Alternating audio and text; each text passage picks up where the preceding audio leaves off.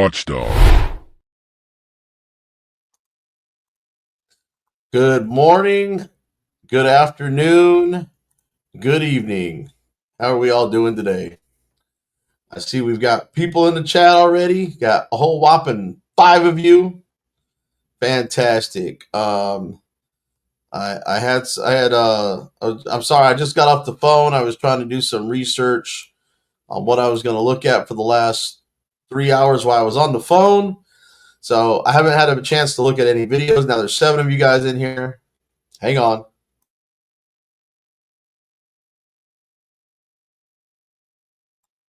Sorry guys, I had to sneeze. I don't like to sneeze and do all this stuff on camera, so I don't need anybody to screenshot that shit and put it on the internet. So anyways, I was watching Auditing Erie County.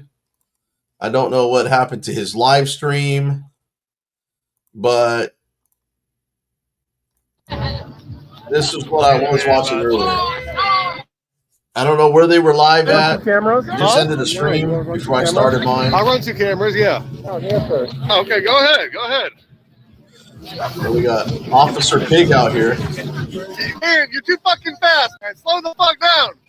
Hey, Piggy, stop it.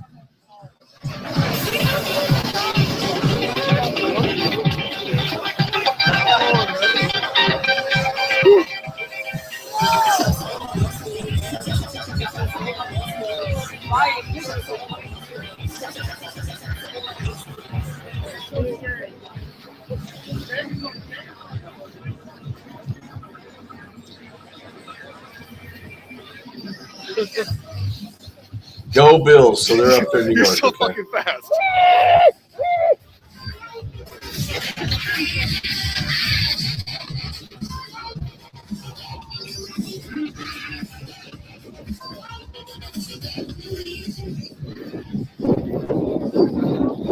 By the way, y'all, Dan's a fast motherfucker. Oh, I'm not supposed to cuss.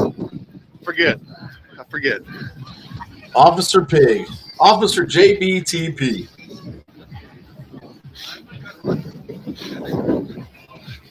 Dan, I don't think the guy in the middle over there is a fan.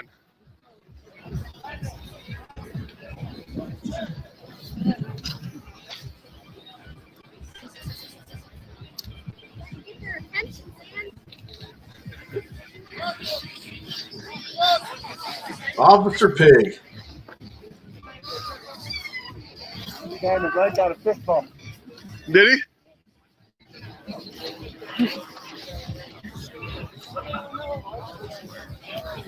He doesn't like pigs. He doesn't like pigs.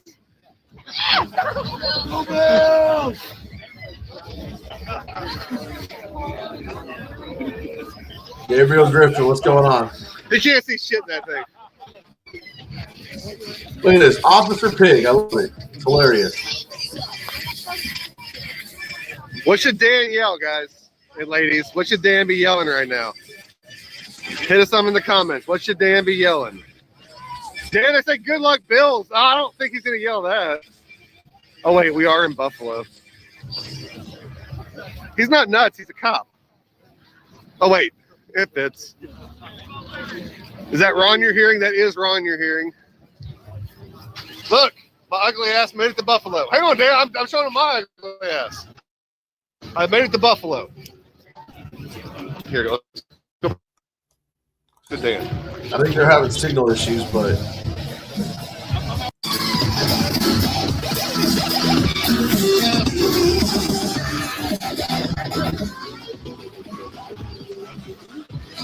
there's Chris, Global Jesus on YouTube.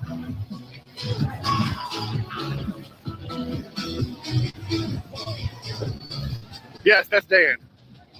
By the way, y'all, Dan is off probation. Dan is a free man. Dan is a free man. we're looking at Auditing Erie County, by the way.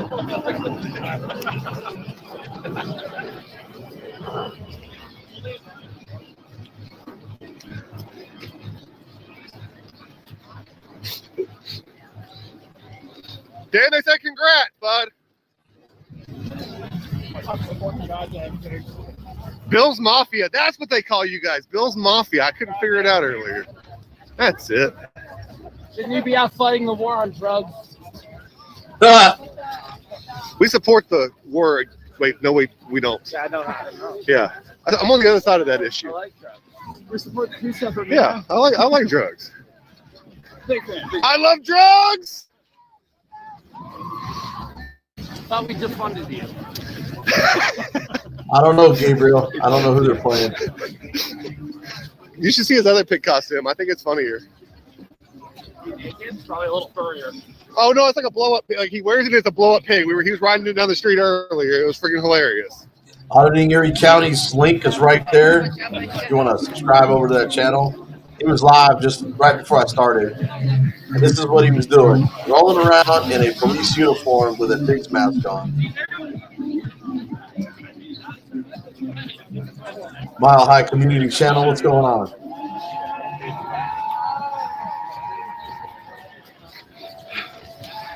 They're worried about you getting arrested for impersonating a police officer. Yeah. I'm a pig. He said he's a pig if y'all can't hear him.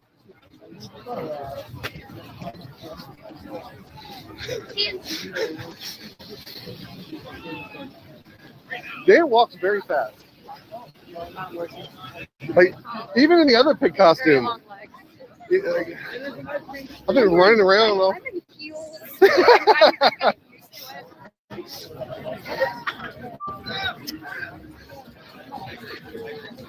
Well, yeah, we'll give y'all a tour. That's the new Bills Stadium coming in 2027. I want a Super Bowl. A pig. I know.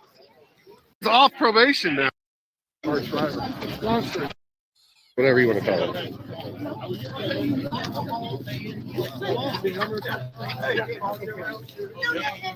Look at this. He's walking right by the cops, too.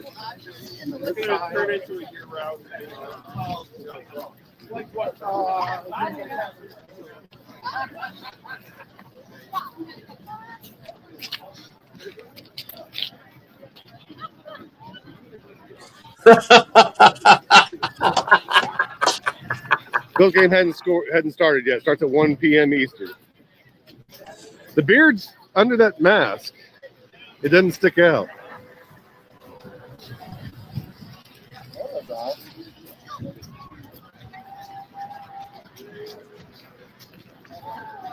Damn, we can get Amazon right here? That's pretty fucking cool.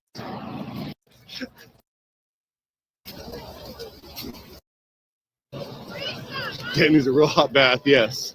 Yes, he does. There's some SWAT guys. You need to go talk to them? No? You don't want to go talk to the SWAT guys? Not someone. What the fuck is wrong with you, you fucking loser? Fuck you. That guy thinks fuck you is what he thinks. That guy. He seems like a real friendly guy. He seems like a real friendly guy. Our first Karen. Our first Karen. It's our first Karen. It was the first Karen. I want to see if you lick my boots. It was the first Karen. I really enjoyed that.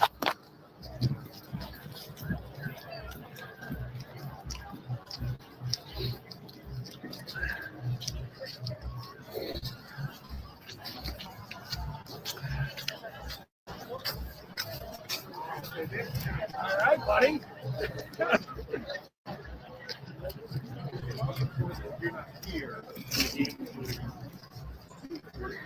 They're hoping the Bills lose to the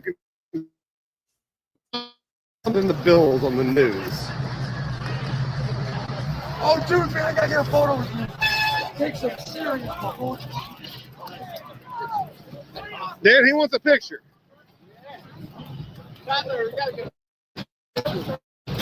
That boy from earlier on the other side of this cop car.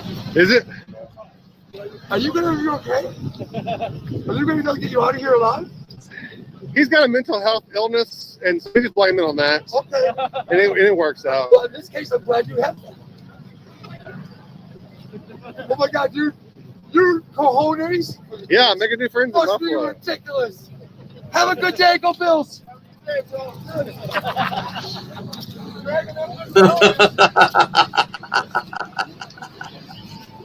Oh, my God. You know what I should have brought to Buffalo? I should have brought gloves. Gloves would have been a good idea. It's cold here, y'all. It's cold. Sweating and cold. What up, Piggy? Go Bills. Go Bills.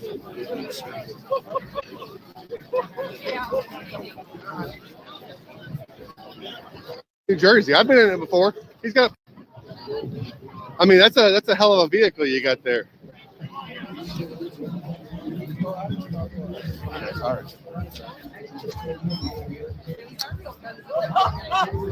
I need some of those now. Show your ID.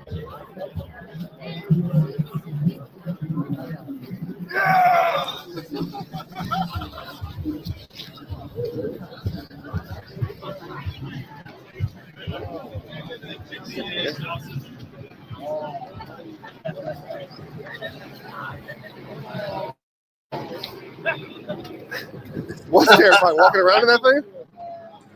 Hey, you guys got any bacon What's going on, in there? You guys got any bacon in there? I'm walking This that is the thing bacon that's trail. Dan. Dan the man.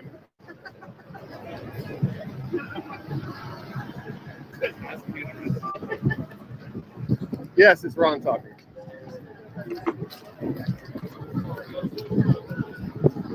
I made it to Buffalo. 16-and-a-half-hour drive.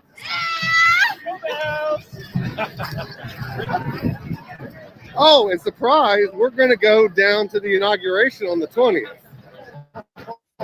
So, going to the inauguration. They'll watch the top and do whatever they want.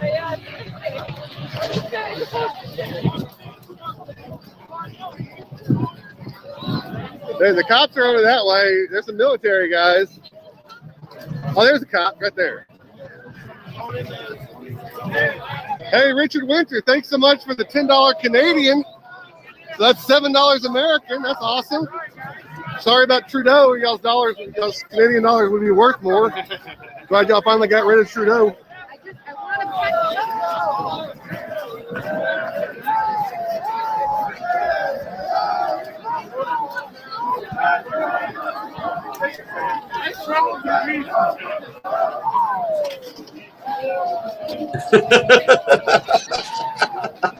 He's copying that cop.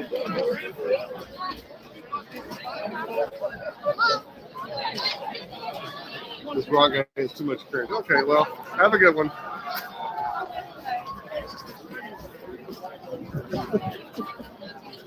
Oh, we got a little.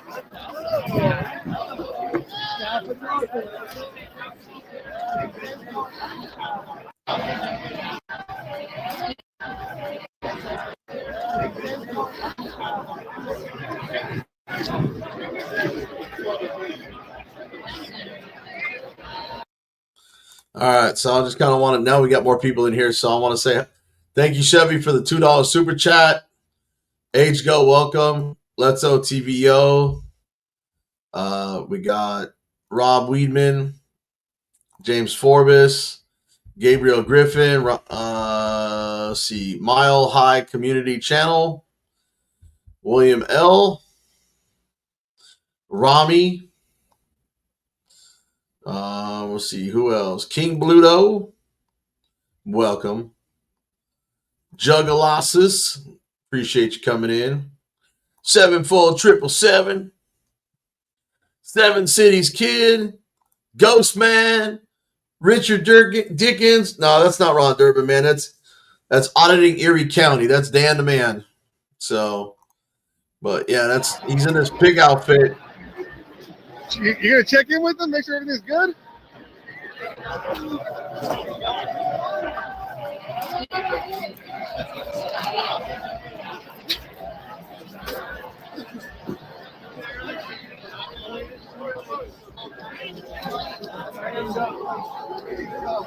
You guys plan to get here?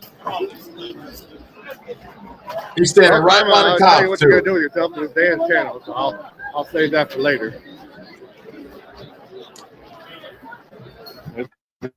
Easy way to Ron Durbin posted something a few days ago in Oklahoma, but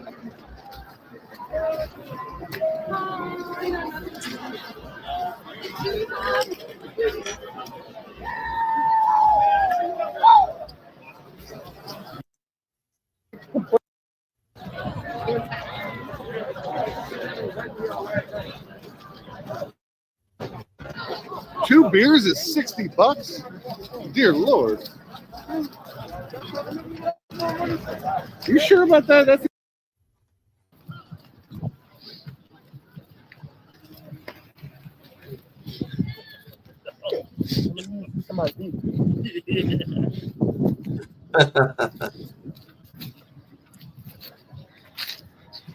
I think you got more of a positive reaction from the other one, Dan. I don't know about it. Suspicious.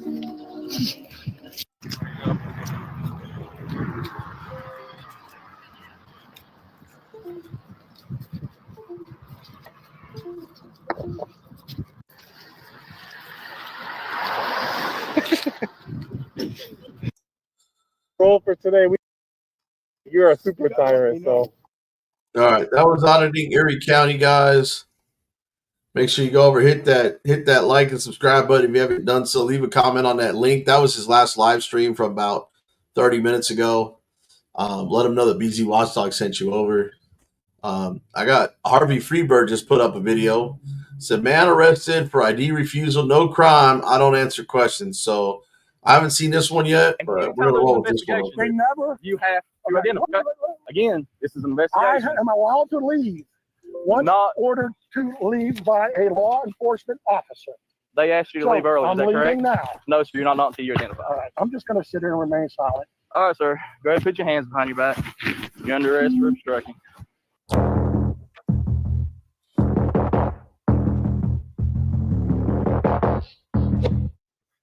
What is up, ladies and gentlemen? This video today comes to us from the channel The Underground Auditor. It was uploaded 3 days ago, and I am just amazed that this video is not all over the internet. It is an atrocious arrest. This guy is literally on the shoulder of the road, on the public easement, just recording. And this officer's name is Ricky I. Jones. As you can see, it's on the body camera that we're going to be watching. West Virginia State Police. And it is just absolutely ridiculous. Let's just get right into it. He's already got a call that the guy is on the shoulder of the road. Apparently there is a prison nearby, but that doesn't matter. He's on the shoulder of a road, on a taxpayer funded road. Let's watch. All right, he's getting out. Recording. Hey, sir. How are you? I'm doing well. Doing all right. Do you mind if I start my camera? That's fine. My camera's going as well. All right, good. What's your name and badge number before we get started? It's Trooper Jones And from West please, Virginia State. can you step back? First of all, let's get some. Your name, sir? Tugga. Your real name? I don't have to give that. Now, this is the Underground Auditor that's airing this video. That's his link right there. I just went ahead and subbed. Let him know that BZ Watchdog or Harvey Freebird sent you if you decide to go subscribe. So I just went ahead and subbed to this guy. Most of us already know who Harvey is. So if you haven't done so, get over to Harvey's channel as well. I don't know how he found this guy because I'm always looking at smaller channels trying to find some good content. But I don't know about this guy. This guy is also a former Marine, I believe, according to his profile. And it looks like he's got some other videos on here, but we'll get into that. Let me show this ID refusal here because this is important. All right. I haven't broken any laws. Okay. have Yes, sir. Actually, What? this is federal property. It I? doesn't. No, It's that's federal property. This is a public road. no, sir. You're parked on that side of the road. No, no. It's- See the fence right there? Again, sir. Would you let This me? is an Would you? easement. Would you call me? Would you allow me to This is an explain? easement, sir. Would you allow me to explain? I'm allowed to park alongside the road when my vehicle breaks down, right? Okay. Is your vehicle broke down? Certainly is. Do you need a tow truck? No, sir, I don't. It's overheated. Okay. Again, like I said, this is federal an property. easement. Everything on this side. No, sir, Yes. that's wrong. You're incorrect. No, sir. It's not. You're But- incorrect. But This again, is called an easement. You have 15 feet from the center of the road for people to walk, right? no, sir. It's not. Yes, that. sir. There is no sidewalk It, here. it's not the way it works. You're wrong, sir. I'm telling you. I've done this all over the state. I've done this all over the country. There's an easement. I'm sure that you. There's an easement. That is not federal property. See the fence? It says do not trespass. Yes, sir. Okay, Hey. it doesn't say do not trespass here. First of all, calm down. You see that? Hey, Trooper Beggs, go talk to them. Ask You them how see many that? times they've asked him to leave. Do you see that? And go from there. I can see. I can see the fence. That is do not trespass. Yes, sir. But again, all this in front of this. No. He's telling me not to film. He said I can stand here. Yeah, you can stand here. There's no what you're filming. There's no issue with that. Right. Just from an observational standpoint, real quick, it actually looked like he was leaving when the officer pulled up. He had his camera in the car, and he didn't even pull his camera out until he saw the officer park and approach him. Trying to get to the bottom of it to make sure there's nothing else going on. Easement.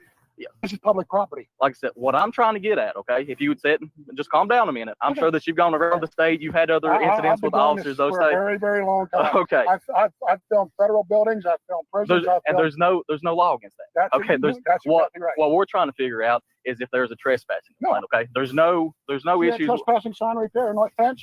Yes. Is there one here? Like I said, the property line runs all the way over to the roadway. Is this their property right here?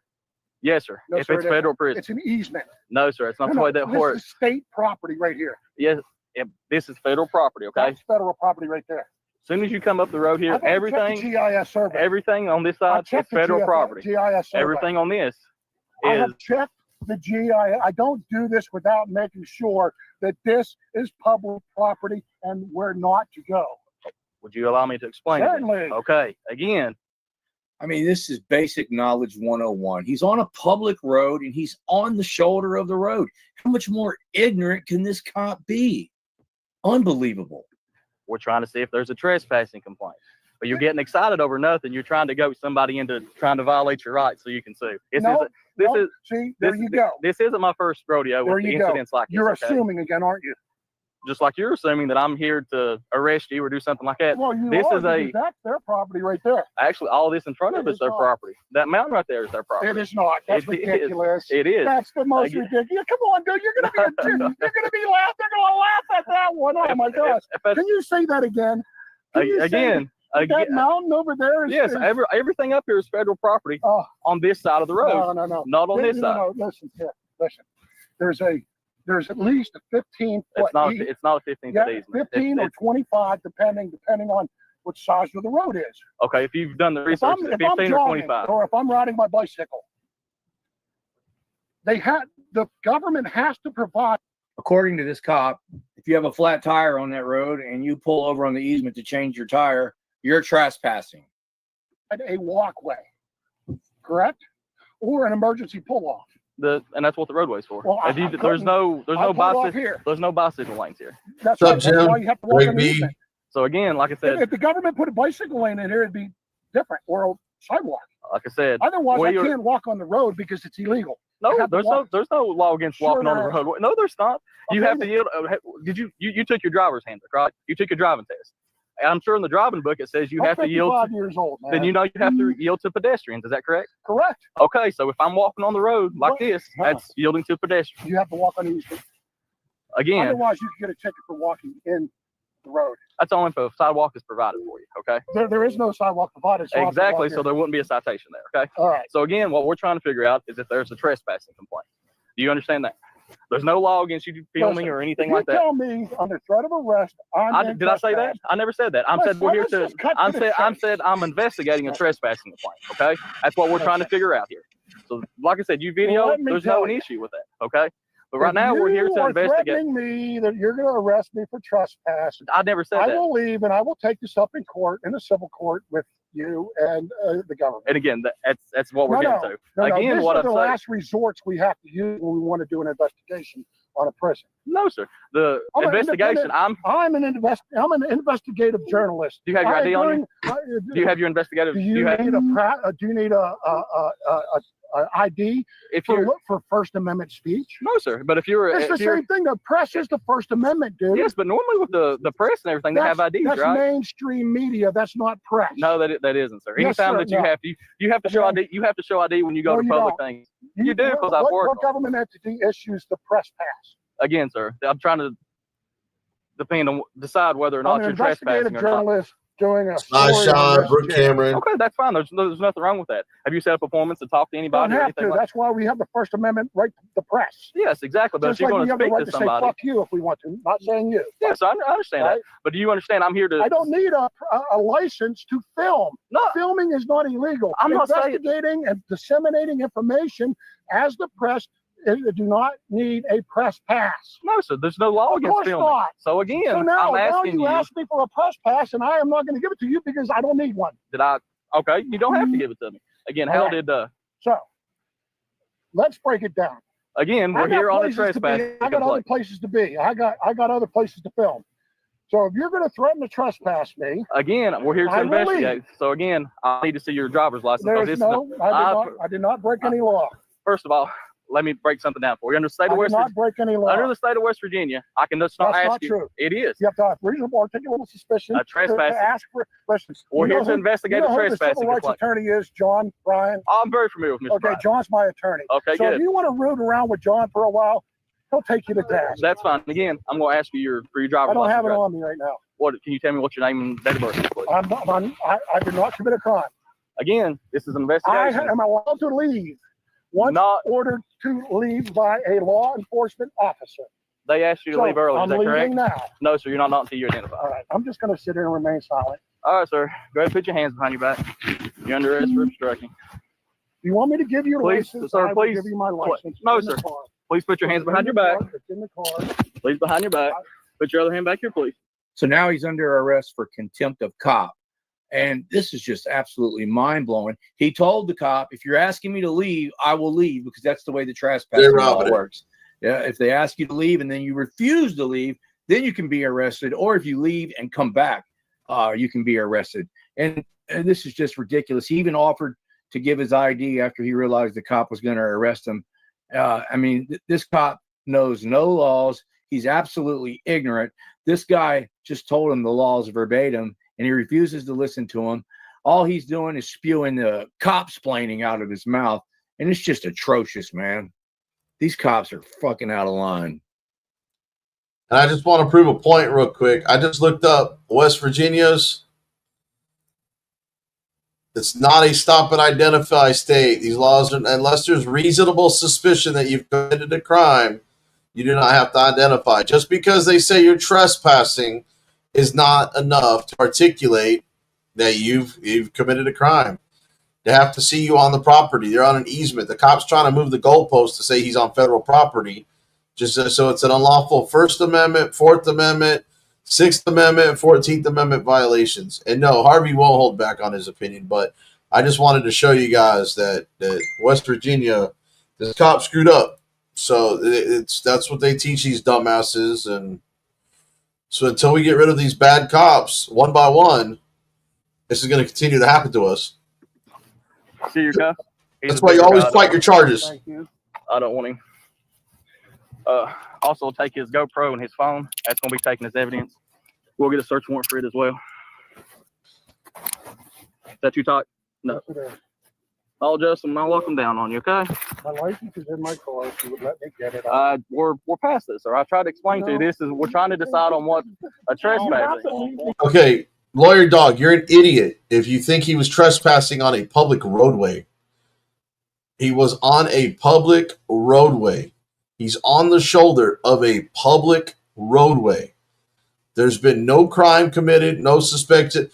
You can't be considered trespassing unless you're past a sign that clearly states you are trespassing, unless you are asked to leave an area that is private property and you come back on the property, remain on it. Trespassing is not a crime unless you are committing trespassing. So you keep coming in here and acting a fool, you just get timed out. I'll time you out. I'm not going to have you come in here and disrupt with bogus information. You weren't in here for the beginning of the video, and you're coming in here saying all kinds of nonsense. So, no facts, not your personal opinion, because you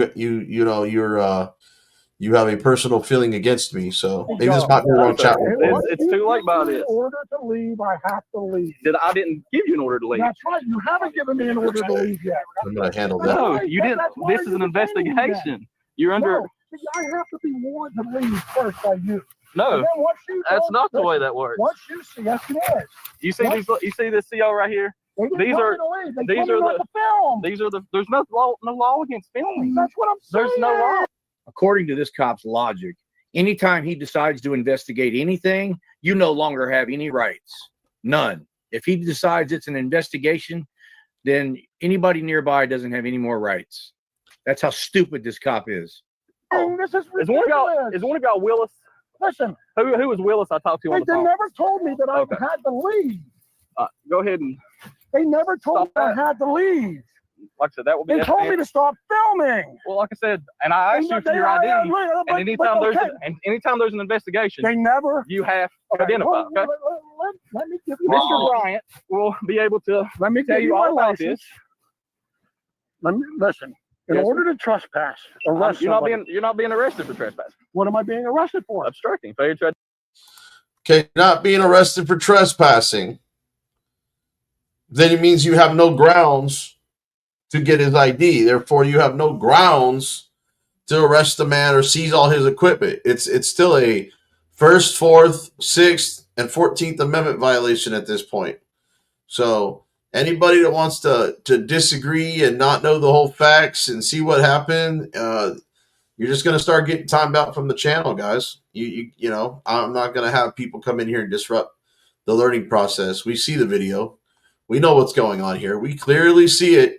And we've even got Harvey narrating it for us. So identify when I asked for your driver's license. No. You have to fucking have a crime first. And that's what we was trying to identify. You didn't get to the trespassing part. Exactly, because you wouldn't allow us.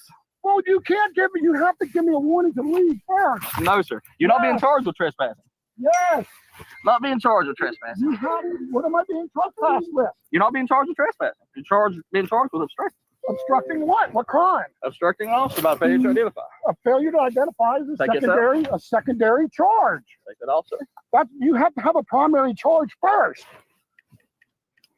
You have to have a primary charge first. The state of West Virginia. You cannot. Anytime you want me to talk, or do you want to keep doing? Well, the thing is, I haven't been warned to go yet. In the state of West Virginia, anytime there's a criminal investigation, you have to identify yourself as a police officer. Okay. There's Supreme Court law on that. There okay? is Supreme Court law. There is. Car. Cop's lying. He's an idiot. Yeah, I'm not going to do it. I'm going to tighten them, make sure they don't find out. Not only is this cop making an unlawful arrest, violating this man's Fourth Amendment rights, but they got the road blocked. Look at this crap. They're creating a hazard and blocking the road. Can you get my wallet? I need bail money. I will. It's in my vehicle. You got my keys, Troop? And lock my vehicle up, please. Your vehicle is actually going to be towed because we can't leave it here if something happens Give to me my wallet. We will be. Give me my wallet. For it, okay. You bring my cuffs, sir.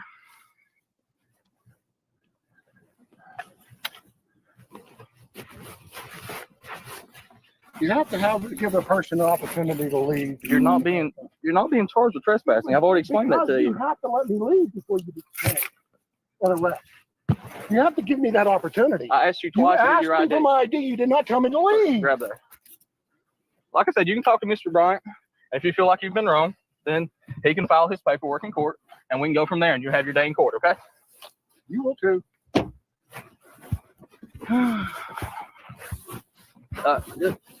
It's up there on the top. Disgusting, man. Right there. It's about y'all's fault. Like I said, he's been doing this for a little bit.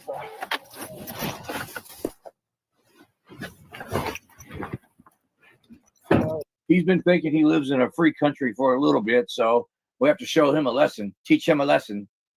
Unbelievable, man. This cop is disgusting, man. They don't teach him any laws. They put him through police academy and they know nothing. I mean, these are the most basic laws, and this cop knows nothing about it, and they don't care because they have qualified immunity. He told the guy, deal with it in court. It's just infuriating, man. It's really infuriating. They always tell us. This is America. You would think this happened in North Korea. Hello. We appreciate it. Yeah, that's no problem. Who was Willis that I was speaking to? He's in the car here. Let me go talk to him.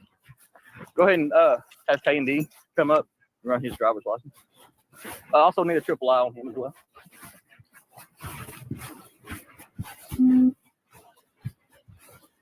You Willis?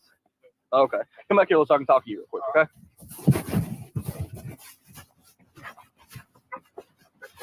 All right, here. I talked to you on the phone. We were dealing with the sex offender registration. You called and you said you had somebody up here that was trespassing, and you had asked to leave on the phone. Is that correct? Yeah. Okay. If you could just from start to finish tell me what happened, how it started, and what you did. All right, so first got off notification from the operations lieutenant that there was a gentleman down. Okay, and then just to clarify, everything on this side of the road is federal property. Is that correct? Everything on this side, because we used to have a lease over here for hunting. All of this is state property, right? So this doesn't have anything to do with the federal. Right. That's correct, right? Everything on this side, federal property, correct? Okay. This cop's an idiot. Even if it is state or federal property, that means it's public property paid for by the taxpayers. Freaking moron. Go ahead. All right, so he's sitting down there. He's got his camera up. I'll go down there and approach him because, like I said, I'm responding to someone who's filming. Yeah. Outside of the perimeter. Asking him what he's doing. He says some fucking business. Yeah. You know, he's very combative, very argumentative. He says, you know, leave me alone. I don't have to say this, don't say that. I said, sir, you can't film a federal correctional institution. You're on federal property. Where was he at when you first came in contact with him? Bottom of the hill. Was he on this side of the road, or was he on this? Was he on the side of the road where the institute was, or what was he on? He's like parallel. He's in the middle. Okay. Right, so at the time, he's got his tripod set up in front of his car. Filming, right, first make contact. Yeah. And then, of course, he's being combative, argumentative. Notify operations lieutenant, come down. Okay. Then he kind of starts. At one point, he comes over here, doesn't he? He comes over here to the side, like he's moving all about. So. And the entire time was he on the property? Well, was you here as well? Yes. Okay. So he. When I came down, he was right in the corner on our property. Okay. So again, I spoke to him. Everything on this side of the road is federal property. Here, and this is state property on this side, right? So everything over here is federal property. Okay. Forget about state property on this side and federal property on this side. The freaking road is public, and that's what he's on. He's on the road. Even if he was on the prison property before the cops showed up, which that's still public property, and they asked him to leave, he obviously left because he's on the shoulder of the road when the cop pulled up. Is there any way? Let me finish talking to him, and then I'll talk to you. Okay. Okay. So what happened next? So for an operations lieutenant responds, Uh-huh. he makes contact with them, they get the same response. The whole time the gentleman's being very argumentative, very combative. Then he starts moving his vehicle, moves his equipment. Then he comes over on the side, and at that time his car is parked on the side of the road. He does step out. Okay. He begins filming again. Then he gets angry at that. Then he comes up here. We move here to monitor his activities. Uh-huh. He's on this side of the road again. Okay. On y'all's property. Right. Still. He's right over there. Then when y'all make contact, last location, he's there. Okay. Okay. Did you ever ask him to leave yourself? Yes. Okay. How many times? Like once. I asked him, like I said, when I first made contact, asked him what he's doing. Told me none of my business. I know that you have a FCI McDowell cap on. Did you identify yourself as an FCI officer employed with the prison? Yes. Okay. Yes. Okay. And then, well, So basically, he wouldn't obey me, and he hurt my feelings, and he wouldn't do what I told him to do. No law has been broken. We just listened to everything he said. No law has been broken. And another thing, this CO is chewing tobacco on the job. I'm sure that's a policy violation. Maybe we need to file a complaint on him for chewing tobacco on the job. leave, and that's when he was very, argumentative. That's when. Okay. All right. I will get your information in just a second, and then I'll talk to you real quick. Okay. You can come down here. Are you the lieutenant? Okay. Tell me what happened from the time you got the call. I got the call. Came down here with Mr. Willis. He is on our corner of our property. Okay. He asked if I chewed, and I said, yes, sir. I said, can you please stop filming our institution? And I said, you can film anything else you want to. I have no problem with that. Just please do not film the inmates that we have right here. Okay, but he was on FCI property when he was filming. Okay. Right. So then he walks forward. Too bad. If you don't want him filming the institution or the inmates, put up a wall. Jesus Christ. You got people driving by all day long with dash cameras. You don't think that they're filming the prison and the inmates in the yard at the same time? This is ridiculous. towards his car, which is now on the road. Okay. Okay. So then he starts, of course, threatening. When you say threatening, what did he say? Come on and touch me, I'll show you. Okay. So they say, right? Okay. Yeah. And Not a threat. You're combative. Can you please leave? Okay. You're awful combative. You're cussing off the law. Please. Okay. And then he just starts coaching, trying to get me to death. Oh. So then he moves up here. We move in the field. He's trying to bait me on this road. Yeah. So I went on our property. Okay. And so asked him to leave 6 more times. Okay. He moves up, asked him to leave again. And then he gets The entire time that he was on, you asked him to leave. It was all on this side of the road. It was all on FCI I told property. him he was on FCI. At any point in time, did he say his vehicle was broke down or anything like that? Did he ever say that he was having any mechanical issues? He didn't say anything like that to you. When he pulled out and moved from place to place, did you notice anything wrong with the vehicle? Did you making any smoke? Did you see any flames? Did you hear anything that would think he's having mechanical issues? Nothing like that. Okay. All right. I think that's all the questions I have. Just for future use, there's no law that we can enforce about him just filming the prison. I mean, if he was sitting on this side of the road, because again, this isn't federal property, he could stay here all day long and just and film, and there'd be nothing we can do about it. As far as him being on your property, that's trespassing. He can't be there. He's asked to leave several times by you and also Willis. So he'll be charged with trespassing, asked to leave, and also obstructing. So even if this is the question, it's in our policy and in our Department of Justice DOP policy that they not film inmates or our. But just because it's a policy doesn't make it a law, though. He said, I'm saying there's nothing, yeah, because we have we have policies and stuff like that, but just because it's in our policy and we have to go by it, there's not a law for it. So like I said, if he was sitting on this side, he could have filmed all day long, and there's nothing that we could have charged him with. But since he was actually on his side, and then he refused to identify, that's the reason he is like he is. So we're gonna have a tow truck come pick his ride up. Since he's having mechanical issues, we can't leave it sitting there just in case the inmate would happen to hop the fence. That would be a way for them to escape. And then again, it's on y'all's property. And have it removed. I'm just gonna get some information from you and from Willis, and then we'll be out of here. Okay. I appreciate that. So your teacher, I'm sorry, I'm a little fever. I'm acting warden right now. Okay. Ricky Jones. Up on the property. If he's sitting over here, as long as he's not, people driving by and he's not screaming, threatening, or anything like that, and he's just sitting there and he's just videoing, there's really nothing you can do about that because there's no law against that. Because technically over here is public property, but once you get on this side, that's y'all's property, and y'all have control over that and who does what and how they do that. This guy's an idiot. Okay, y'all, that's pretty much the end of it. There's a little bit more, but if you want to see the end of it, go over to the Underground Auditor. This is absolutely ridiculous. This is an unlawful arrest. And I see another video on his channel where he's got a trial, and I think it was the trial for this unlawful arrest, and it ended in a mistrial. But here's what's sad. Even though there's been 100 people before him that have beat this same exact case and made case law and everything like that, and there'll be 100 people after him, this guy is going to have to go through the whole process of this punishment. Yep. Why don't they just teach these cops the Constitution and the laws? And if they unlawfully arrest people, they should get punished, not guarded or protected by qualified immunity. That's why these cops continue to get away with this. Now, let's hope that the Underground Auditor gets some compensation out of this for the punishment of the punishment of the process that he had to go through. And it is punishment, man. It sucks. I've been through it. I don't want to go through it again. And what's sad, like I just said, it's already been established that we're not breaking the law, and these assholes still make each individual person go through the whole process. And if you don't have a good lawyer, or they find a loophole or any way they can convict you, they will, even though it's already been proven that you're allowed to do what you're doing. We're going to end it on that note. See y'all later.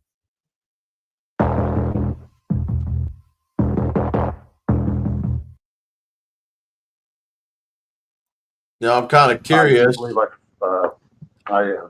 said that. about this guy's trial. This is the Underground Auditor's trial. Yeah, I understand. Any preliminary matters to take up? say? Call you for a witness, please, please. The state will call Lieutenant Charles Looney. Raise your right hand. You solemnly swear or affirm testimony about the guilty is the truth, the whole truth, and nothing but the truth. So we got. Have you seen police? Thank you, Judge. Will you state your name for the record? Charles Russell, man. Okay, and where are you employed at? Yes. And what is your rank with FBI McDowell? I am a GS-11 lieutenant. And Charles Joshua Lane. Robert Davis, thank you for the $10. And how long have you been with FBI McDowell? 13 years. Okay. Prior to that, were you with any other correctional facility? I spent 5 years at King Okay. in Virginia. Okay. And so you've been at FBI McDowell for 11 years? 13 years, I'm sorry. Okay. And what are some of your duties? Anything that's the final security of the institution. Okay. I handle rosters, I handle audits, I handle FBI referrals, I handle the inmates, movements, inside and outside the institution. Okay. When this happened, I am evening watch ops, and that means I'm basically the wheel. Okay, that's what I was going to ask you. So you're the evening watch ops? I was at this. Okay. And was this on or about August the 6th of 2022? Yes. Okay. Can you tell me how you became involved in this case? Our mobile patrol, which circles the institution and also responsible for outside grounds, contacted me and said there was an odd car at the entry of our property. Okay. Did they describe the car, or can you remember? Not that time. Okay. Go ahead. He said that he had tried to talk to the person in that car and it was a little riled up, so Okay. if I could come out there. Okay. Which I did. Okay. And at that point, did you make contact with anyone? Not that. Okay. At what point did you make contact with the defendant, Mr. Ballum?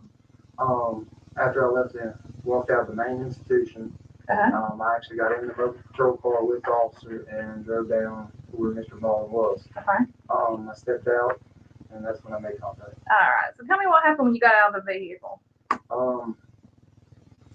I asked him how was he doing. He made a comment about my tobacco that I was chewing at the time. Okay. Then I asked him please not to film the institution. Okay.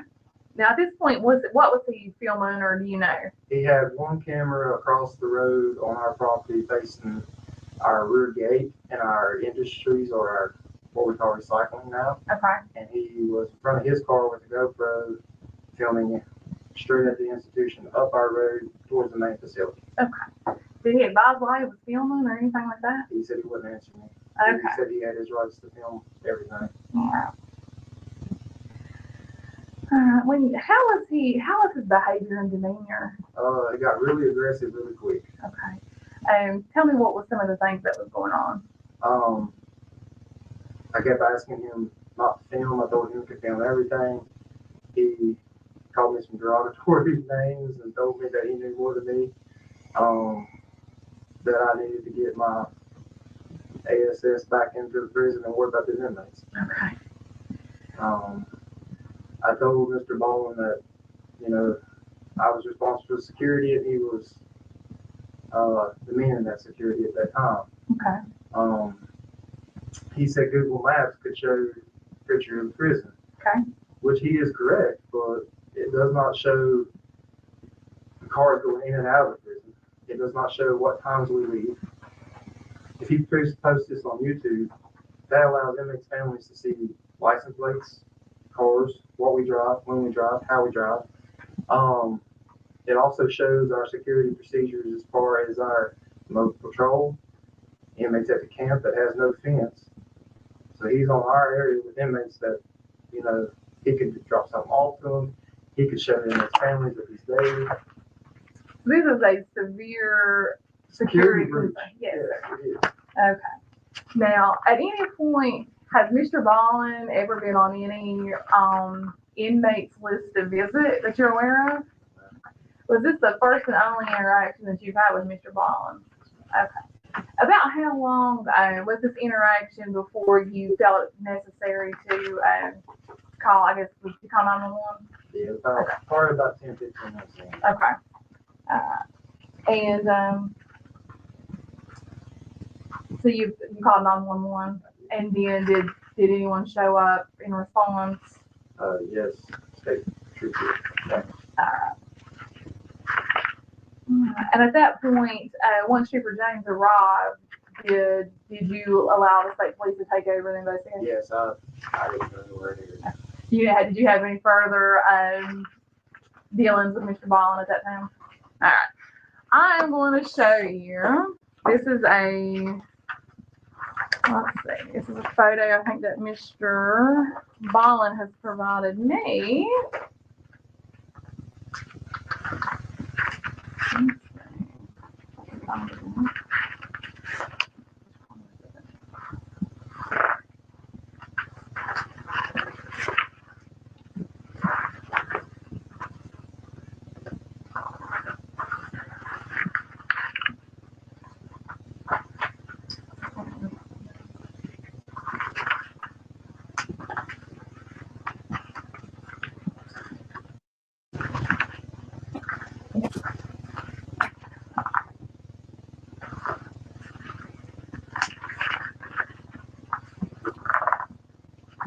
Maybe.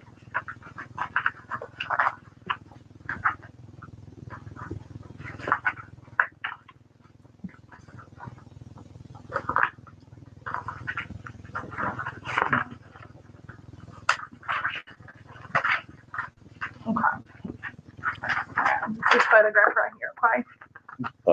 Okay. And that's going to be, what's my stickers? States Exhibit 1.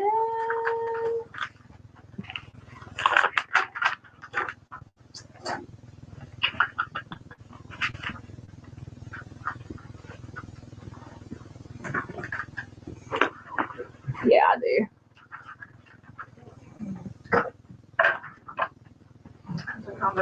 Didn't put it on there good, but Lieutenant, can you describe what this is a photograph of, if you know? Yes, ma'am. This is our entry road coming to the entry of our prison. Okay. And can you point for the magistrate what side of the road the prison is on? It's right here. And is the prison viewable? Can you see the prison from that image? Yes. Okay. Now, on the opposite side of the road, can you tell me who owns the other side of the road? That would be state property. State West Virginia. All right. All right. Now, can you tell me from that photograph where Mr. Ballin was when you first made contact with him? He was down in the corner on our property. Okay. Because everything on this side is our property. So he was down on the corner, and he actually had one of his cameras set up right on our property. Okay. What I will do, I will have you put a star where he was the first time that you made contact with him. Okay. And then he moved up to about right here. Okay. And this is where we got the car. Okay. Is where the state police. Okay, so the car is where his final location was at. During your interaction, did you tell Mr. Ballin that he was on federal property? Many times. Did you ask him to leave? Many times. And did he refuse to leave? Yes, ma'am. Okay. With aggressive manner. And at that point is when you decided you needed to call for some assistance. All right. Lieutenant Lee, is there anything else that you would like to tell about your interaction with him that day? All right. Just a second. Your Honor, I'm going to move to admit into evidence case exhibit 1, the aerial shot of the prison that was provided by the defendant. No, sir. All right.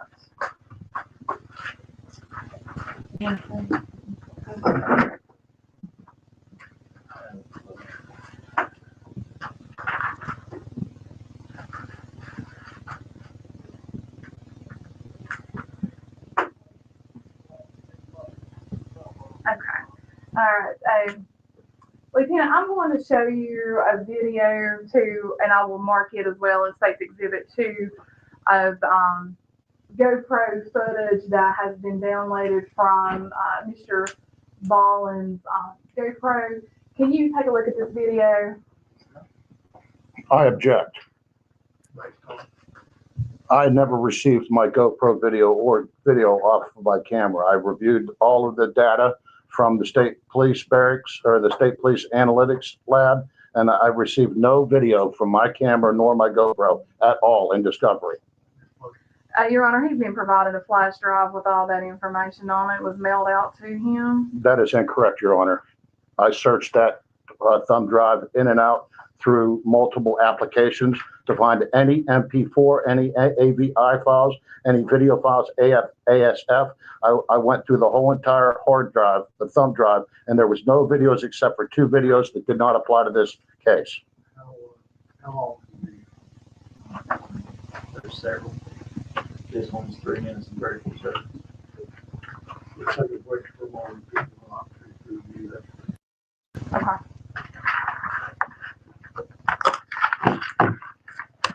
Some more. Come on. You want to go back to the background so we can do it? Yeah, that's fine.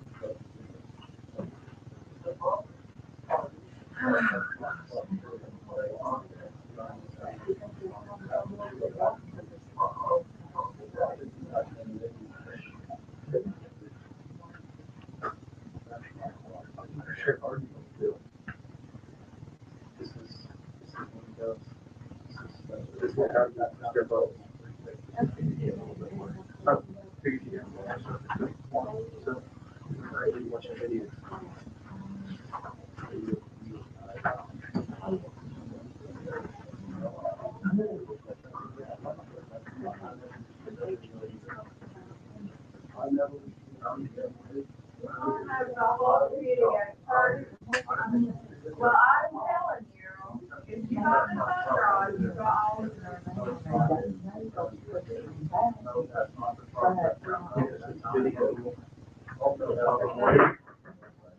I never received this video. I have never received this video. It's on your phone.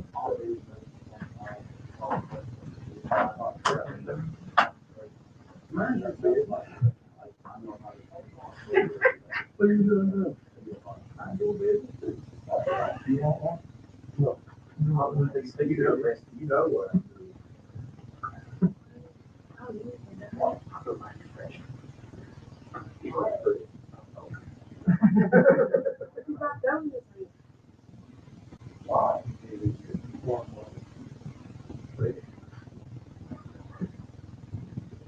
Well, God mercy, that wasn't a bite to even taste it. Then when I bite a donut, I gotta go all the way to the middle, the first bite.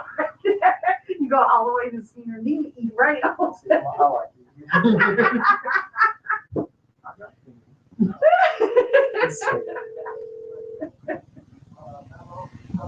You're not eating like you truly want to eat over there. You're savoring it for some reason. Master for it. Yeah, what you.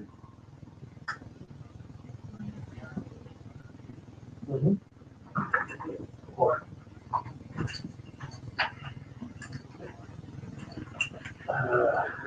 The truth now, I don't know if they will be responsible for that. I don't get that. Because someone didn't have no net. They're all the ones to file. I was eating too. I just got done. So stop with your excuses, Big Mike and Brick. Bunch of liars. Yeah,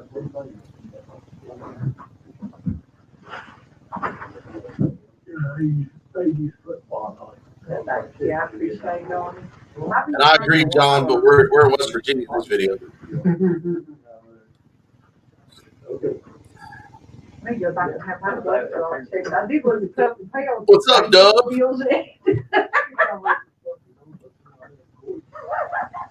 What up, Dub? I rarely see you. He let me know I've been encouraging something he did lost. So I'll do what you How old are you? 18. Oh my God, I've worked here for 18 years. I got told I got told for a year being a sheriff's officer here. I don't know. Only if you're gonna be nice, Sly. September will be 8. Really? Yeah, next month will be 18 years I've been here. It'll be 39 for me. 29. I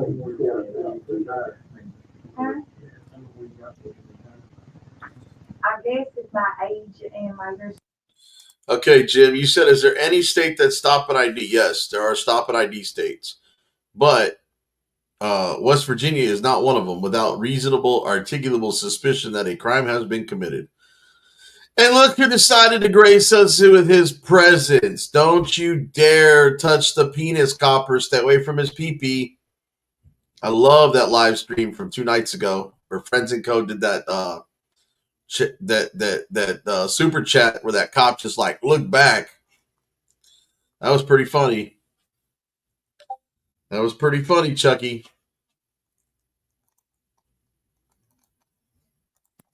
So, August, I was working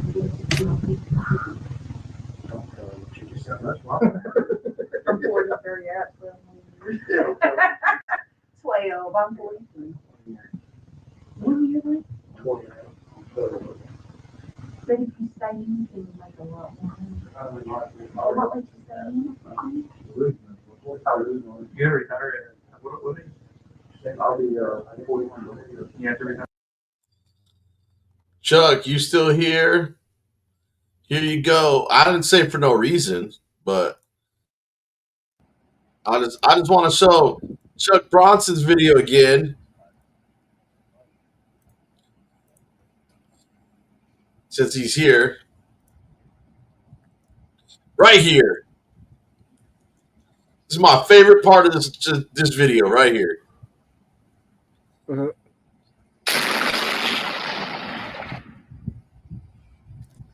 Friend Cinco donated $5 through Super Chat. That is not a weapon, officer. It is his penis. Please don't touch the PP.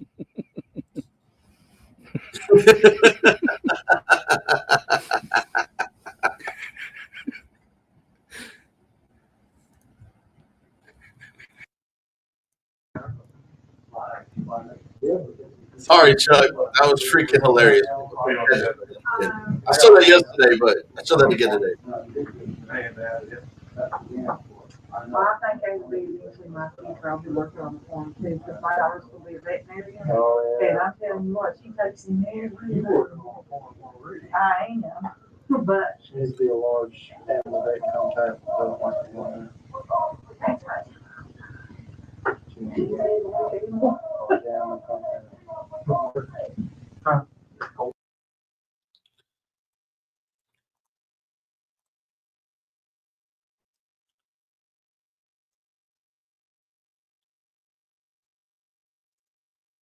Stop and identify statutes are laws in the United States that authorize police to detain persons and request such persons to identify themselves, and arrest them if they do not. The Fourth Amendment to the United States Constitution is the part of the Bill of Rights that prohibits unreasonable searches and seizures and requires any warrant to be judicially sanctioned and supported by probable cause. Terry v. Ohio, 392 U.S. 1 established that it is constitutionally permissible for police to temporarily detain a person based on reasonable suspicion that a crime has been committed, and to conduct a search for weapons based on a reasonable belief that the person is armed. The question whether it is constitutionally permissible for the police to demand that a detainee provide his or her name was considered by the U.S. Supreme Court in Hannibal v. 6th Judicial District Court of Nevada, 542 U.S. 177, which held that the name disclosure did not violate the Fourth Amendment prohibition on unreasonable searches and seizures. The Hireable Court also held that, because Hireable had no reasonable belief that his name would be used to incriminate him, the name disclosure did not violate the Fifth Amendment right against self-incrimination. However, the court left open the possibility that Fifth Amendment right might apply in situations where there was a reasonable belief that giving a name could be incriminating. The court accepted the Nevada Supreme Court's interpretation of the Nevada statute that a detained person could satisfy the Nevada law by simply stating his name. The court did not rule on whether particular identification cards could be required, though it did mention one state's law requiring credible and reliable identification had been struck down for vagueness. Police Euro-citizen encounters. In the United States, interactions between police and citizens fall into three general categories: consensual, detention, or arrest. Stop and identify laws pertain to detentions. Different obligations apply to drivers of motor vehicles, who generally are required by state vehicle codes to present a driver a Euro unregistered trademark S license to police upon request. Consensual, at any time, police may approach a person and ask questions. The objective may simply be a friendly conversation. However, the police also may suspect involvement in a crime, but lack specific and articulable facts that would justify a detention or arrest, and hope to obtain these facts from the questioning. The person approached is not required to identify himself or answer any other questions, and may leave at any time. Police are not usually required to tell a person that he is free to decline to answer questions and go about his business. However, a person can usually determine whether the interaction is consensual by asking, "Am I free to go?" Detention. A person is detained when circumstances are such that a reasonable person would believe he is not free to leave. Police may briefly detain a person if they have reasonable suspicion that the person has committed, is committing, or is about to commit a crime. Many state laws explicitly grant this authority. In Terry v. Ohio, the U.S. Supreme Court established that police may conduct a limited search for weapons if they reasonably suspect that the person to be detained may be armed and dangerous. Police may question a person detained in a Terry stop, but in general, the detainee is not required to answer. However, many states have stop and identify laws that explicitly require a person detained under the conditions of Terry to identify himself to police, and in some cases, provide additional information. Before Hireable, it was unresolved whether a detainee could be arrested and prosecuted for refusing to disclose his name. Authority on this issue was split among the Federal Circuit Courts of Appeal, and the U.S. Supreme Court twice expressly refused to address the question. In Hireable, the court held, in a 5-4 decision, that a Nevada stop and identify law did not violate the United States Constitution. The court unregistered trademark S opinion implied that a detainee was not required to produce written identification, but could satisfy the requirement merely by stating his name. Some stop and identify laws do not require that a detainee identify himself, but allow refusal to do so to be considered along with other factors in determining whether there is probable cause to arrest. In some states, providing a false name is an offense. As of February 2011, the Supreme Court has not addressed the validity of requirements that a detainee provide information other than his name. Arrest. A detention requires only that police have reasonable suspicion that a person is involved in criminal activity. However, to make an arrest, an officer must have probable cause to believe that the person has committed a crime. Some states require police to inform the person of the intent to make the arrest and the cause for the arrest. But it is not always obvious when a detention becomes an arrest. After making an arrest, police may search a person, his or her belongings, and his or her immediate surroundings. Whether an arrested person must identify himself may depend on the jurisdiction in which the arrest occurs. If a person is under arrest and police wish to question him, they are required to inform the person of his Fifth Amendment right to remain silent by giving a Miranda warning.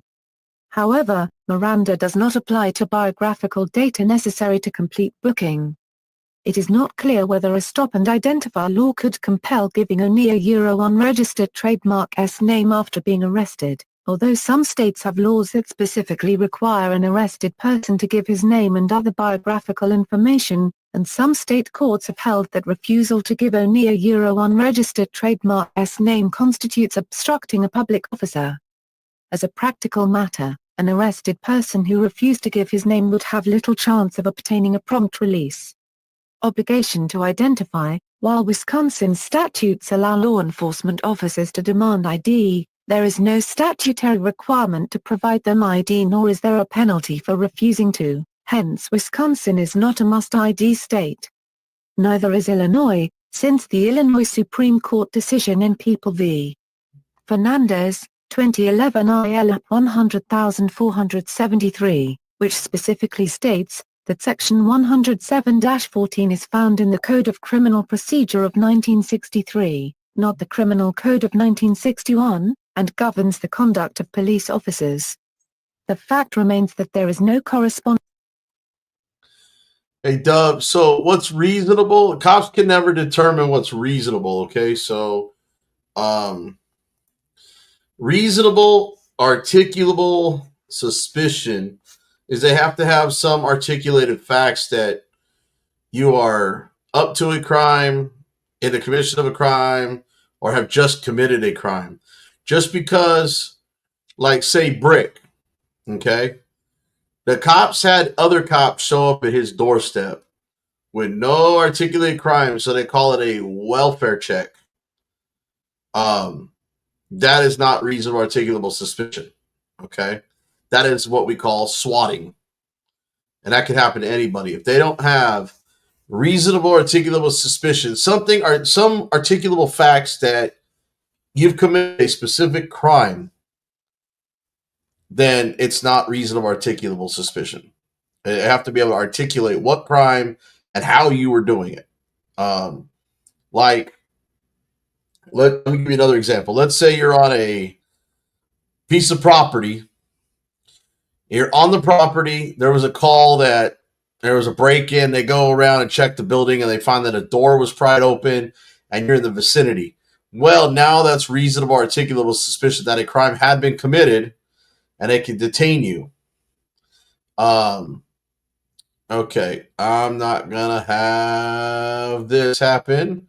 So you are timed out for 24 hours. There you go. Same person, different name, sock account. Have a nice day. You can go over and get timed out for 24 hours. I Am God is also Lawyer Dog, and he's going to come in here and start the shit again. So he's going to get timed out for 24 hours. Yep. Hey, I'm taking over my chat, guys, you know. So I'm not dealing with it today. So anyways, so you guys got to understand, Terry v. Ohio does not state that because you have reasonable articulable suspicion of a crime to stop and detain you, that you have to provide ID. Okay. Now, these states are saying that they're stop and identify states. Well, it's unconstitutional. Nobody's really challenged them. Nobody has really challenged these stop and identify states. In Texas, you have to be lawfully arrested to have to produce ID. Unless you're driving a motor vehicle, because then if you're an operator of a motor vehicle, it falls under the transportation code. The thing you sign when you apply for your driver's license. So that is there. Outside of that, these red states, stop and identify. I've already listened to Terry v. Ohio, John James. That's why these stop and identify states, I feel, are unconstitutional. Bonding duty in the Criminal Code of 1961 for a suspect to identify himself or herself. Note that Section 107-14 is found in the Code of Criminal Procedure of 1963, not the Criminal Code of 1961, and governs the conduct of police officers. The fact remains that there is no corresponding duty in the Criminal Code of 1961 for a suspect to identify himself or herself. By contrast, in Hannibal v. 6th Judicial District Court of Nevada, 542 U.S. 177, 181, which defendant discusses, a Nevada statute, specifically require that a person subjected to a Terry stop a shall identify himself a the Supreme Court held that the statute was Come on, Slice Side, let's have this argument. Come on up. I'd like to see you. There are stop and ID states. They're unconstitutional, but there are stop and ID states. Why don't we come up and have this argument? Come on. Stop being a chicken out down there in the chat. Come on. Come on with your bad self.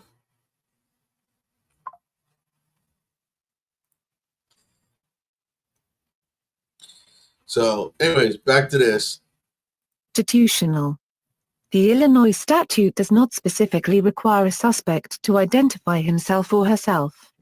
Because defendant could not be convicted of obstruction for merely refusing to identify himself and refusing to provide identification, as of February 2011, there is no U.S. federal law requiring that an individual identify himself during a Terry stop, but Hannibal held that states may enact such laws, provided the law requires the officer to have reasonable and articulable suspicion of criminal involvement, and 24 states have done so. The opinion in Hannibal implied that persons detained by police in jurisdictions with constitutional stop and identify laws listed are obligated to identify themselves, and that persons detained in other jurisdictions are not. The issue may not be that simple, however, for several reasons. The wording of stop and identify laws varies considerably from state to state.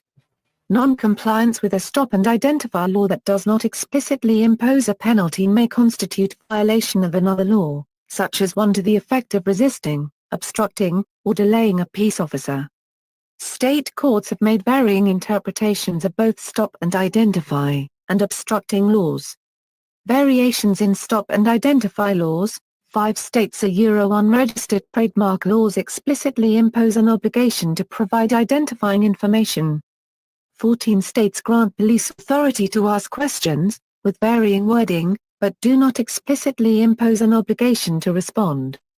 In Montana, police may request identifying information. In 12 states, police may demand identifying information. In Colorado, police may require identifying information of a person.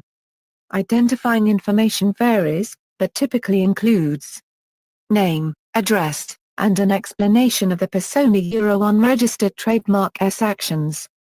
In some cases it also includes the persona unregistered trademark S intended destination, the persona unregistered trademark S date of birth, or written identification if available. Ohio does not require the person's intended destination. Ohio requires only name, address, and date of birth. Date of birth is not required if the age of the person is an element to the crime that the person is reasonably suspected of.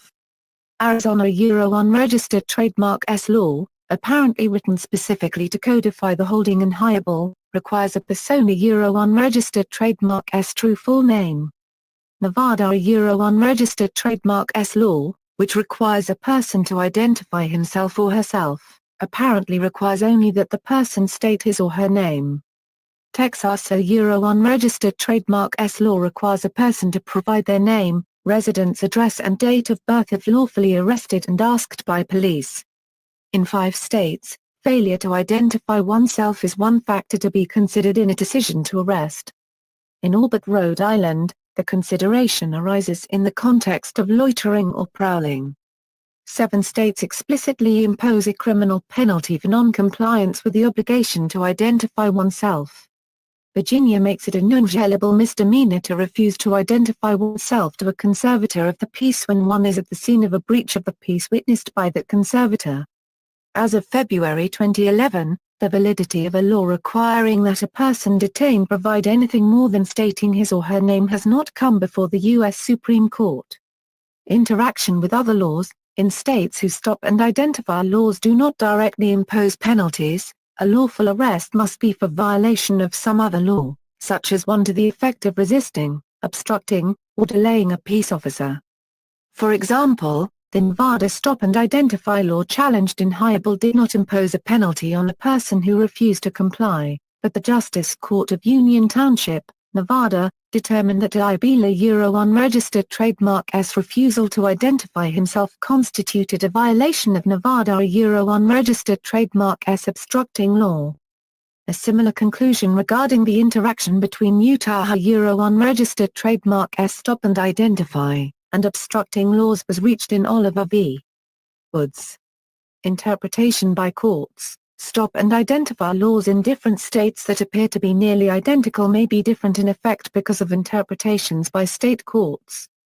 For example, California unregistered trademark S stop and identify law, Penal Code A Section 647, E, had wording similar to the Nevada law upheld in Hannibal, but a California appellate court, in People v. Solomon, 33 Cal. 3D 429 construed the law to require credible and reliable identification that carries a reasonable assurance of its authenticity. Using this construction, the U.S. Supreme Court held the law to be void for vagueness in Calendar v. Lawson, 461 U.S. 352. Some courts have recognized a distinction authorizing police to demand identifying information and specifically imposing an obligation of a suspect to respond. Other courts have apparently interpreted demand to impose an obligation on the detainee to comply. Wording and interpretation by state courts of obstructing laws also varies. For example, New York unregistered trademark S obstructing law apparently requires physical rather than simply verbal obstruction. Likewise, a violation of the Colorado obstructing law appears to require use or threat of use of physical force. However, the Colorado Supreme Court held in Dempsey v. People, No. 4 SC 362 that refusing to provide identification was an element in the totality of the circumstances that could constitute obstructing an officer, even when actual physical interference was not employed. Utah unregistered trademark S obstructing law does not require a physical act, but merely a failure to follow a lawful order AA necessary to effect the AA detention. A divided court in Oliver v. Woods concluded that failure to present identification constituted a violation of that law. It is not universally agreed that, absent a stop and identify law, there is no obligation for a detainee to identify himself. For example, as the U.S. Supreme Court noted in Hannibal, California unregistered trademark S stop and identify statute was voided in Calendar v. Lawson. But in People v. Long, decided 4 years after Calendar, a California appellate court found no constitutional impropriety in a police officer unregistered trademark S demand for written identification from a detainee. The issue before the Long court was a request for suppression of evidence uncovered in a search of the defendant unregistered trademark S wallet, so the issue of refusal to present identification was not directly addressed. However, some cite Long in maintaining that refusal to present written identification constitutes obstructing an officer. Others disagree, and maintain that persons detained by police in California cannot be compelled to identify themselves. Some courts, for example, State v. Flynn and People v. Loudermilk have held that police may perform a search for written identification if a suspect refuses to provide it. A later California decision, People v. Garcia strongly disagreed. Recommendations of legal aid organizations. Some legal organizations, such as the National Lawyers Guild and the ACLU of Northern California, recommend to either remain silent or to identify oneself whether or not a jurisdiction has a stop and identify law, and in any state, police do not always follow the law, and refusing to give your name may make them suspicious and lead to your arrest. So use your judgment. If you fear that your name may be incriminating, you can claim the right to remain silent, and if you are arrested, this may help you later. Giving a false name could be a crime. In a more recent pamphlet, the ACLU of Northern California elaborated on this further, recommending that a person detained by police should give your name and the information on your driver's unregistered trademark license. If you don't own a unregistered trademark T, you may be arrested, even though the arrest may be illegal. See also, Brown v. Texas, Hannibal v. 6th Judicial District Court of Nevada, Calendar v. Lawson, Miranda v. Arizona, Terry Stop, Terry v. Ohio, United States Constitution, loitering, list of national identity card policies by country for policies in other countries, notes. External links, ACLU best card, what to do if your unregistered trademark restopped by the police, ACLU know your rights when encountering law enforcement, 10 rules for dealing with police from flexyourrights.org, a 501, c. educational nonprofit organization. California Codes, Colorado Revised Statutes, Nevada Revised Statutes, New York Legislature source for New York state laws, stop and identify laws from Police Chief Magazine, suspects who refuse to identify themselves from Police Chief Magazine, The Identity Project, Hannibal, when do you have to give your name at the RNC protests? An analysis of New York stop and identify law. Jogger arrested for failure to identify from Tite University. Stop and identify statute. Okay, so going back to what I was saying, there are stop and ID states. These stop and ID states are unconstitutional. But again, until somebody challenges them, you know, we're in the same boat that we're still in. So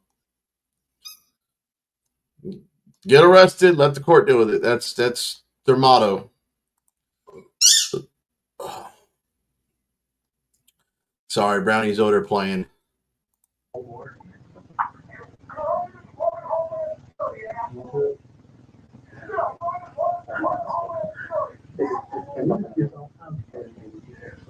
He loves me.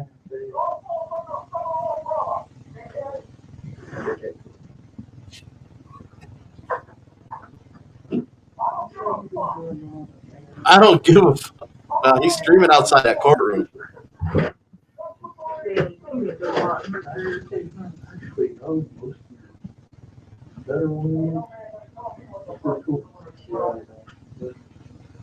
It's cool at life. Yeah. It's the when they do game things. It's kind of fun. It's not like state.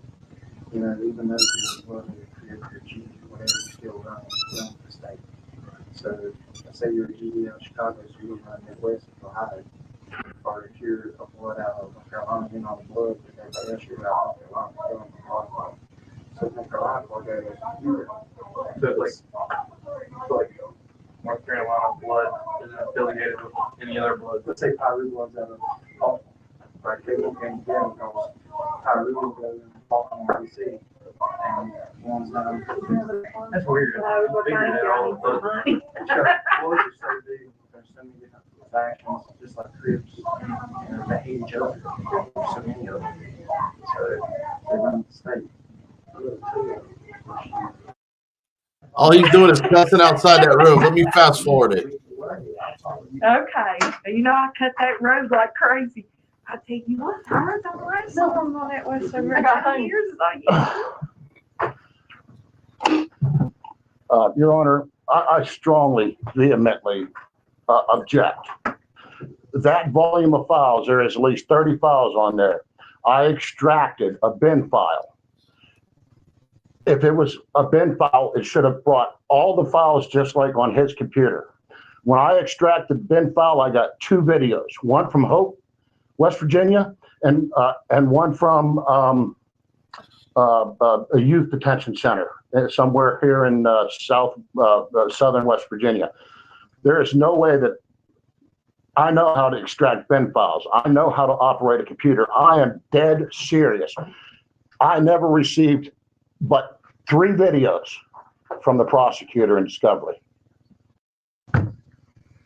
Your Honor, when these items were sent to the state, he actually provided them the flash drives to download onto. So if he's able to see one video, he was able to get all of the videos that was downloaded from the Facebook file.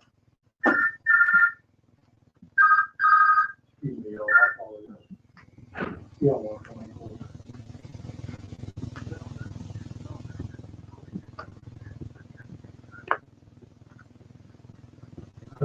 September 22nd. Yeah, I put a bond on it.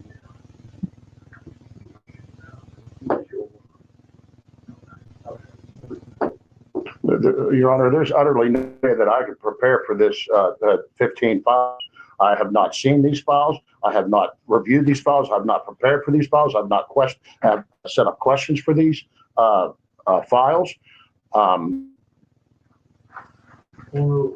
I have. It's my understanding that they put it off that one time. No.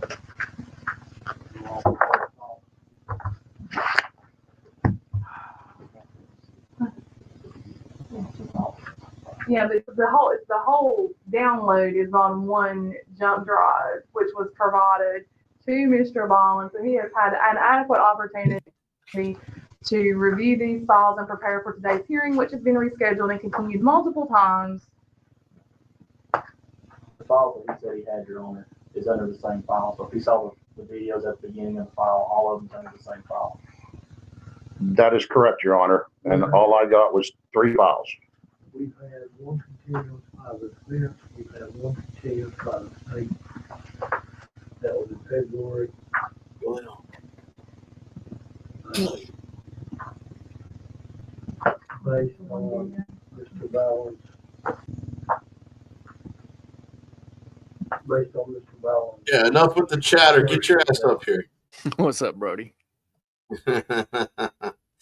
So everybody in the chat is like wrong. I'm just going to put that out there. Everybody in there that thinks they know what they're talking about is wrong. And it's because they're not. It's like last night, the conversation you and I had. If you don't listen to the words of what I'm trying to say, then you can't hear what I'm saying. Therefore, you can't formulate your opinion and have a conversation, or conversing, as you like to call it. Converse. Yes. Exactly. But once we conversed last night, you understood what I was trying to finally say, which, you know, and that's and I don't think I could have gotten it any clearer with that video. You know, Terry v. Ohio never states that you have to identify your name at any, but there are stop and ID states. Now, I feel, in my opinion, and I'm sure a lot of people can agree with this statement, even though there are stop and ID states, they're unconstitutional. Indeed. And they need to be challenged. So what are you trying to say? I don't know. What do you think I'm trying to say? Yeah, I mean, really, there are not only unconstitutional case laws, but there's also unconstitutional legislated laws, as well as unconstitutional policies, procedures, and protocols. So it really takes 3 to tango when it comes to our government. Of course, we got the 4th branch, the people. So with that 4th branch, there ain't no tango. We stop it. The buck stops at the people. Let me ask you this question. But that's why we have a Supreme Court, right? Well, they would like to believe that. The Supreme Court justices would like to believe that. But the thing about that is, you know, here's the interesting thing about that. If we put an amendment into the Constitution, they can go back later and interpret it.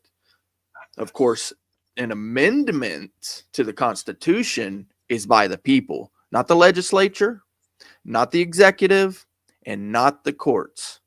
Okay, but let me give you an example. So the Supreme Court has already ruled and taken our 4th Amendment right away with being stopped and detained without a warrant, correct? Yes. Terry v. Ohio. We all discussed this. Chili talks about this all the time. Indeed. Now it allows the cops to stop, detain you, and do a over the clothes pat down for any kind of weapons in the name of officer safety, right? Right. Okay. Where does that case law state that I have to identify myself? It does not.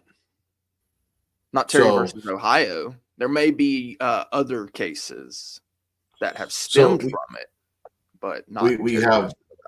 We have reasonable, articulable suspicion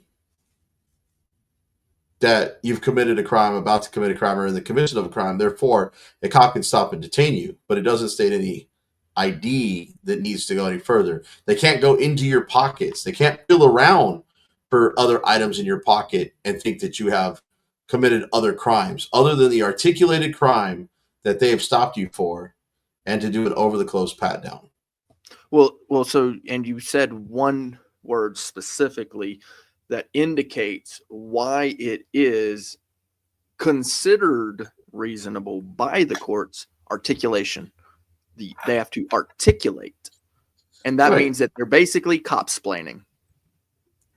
Well, it's like okay. So, did you see the video with that guy that was before I played that I stop and identify video? The guy, the underground auditor, which this is his trial because the arrest took place 2 years ago. He was on. Harvey covered the video this morning. Okay, he was so pulled that over. was the one you were playing earlier. Okay. Yeah. So we saw that regardless of federal or state, he was on the side of the road on an easement where he was legally bound to be. The cop said he was trespassing, but then turned around and said, well, he's not being arrested for trespassing, but you need ID. And then he was arrested for not IDing. Now, West Virginia is not a stop and ID state. But how are you going to articulate? Yeah, it was outside of prison. I actually put it's McDowell or McDonald. I think it's McDowell prison. Gotcha. But here's my case. He tried to articulate trespassing. But how are you going to articulate it on an easement? Correct. There's no reasonable, articulable suspicion that you've committed trespassing. You're just making an allegation, but no facts to support it.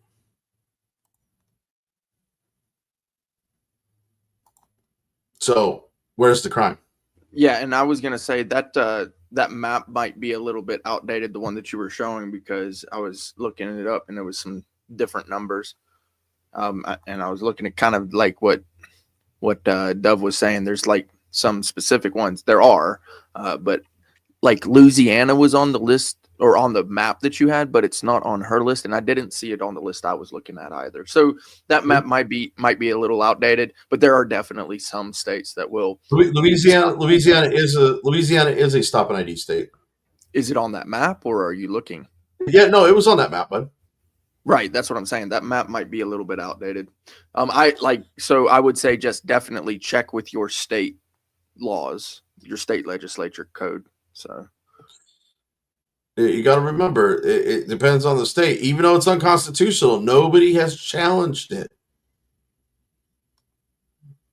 Nobody has actually challenged it. You mean all the way up to the Supreme Court? Yeah.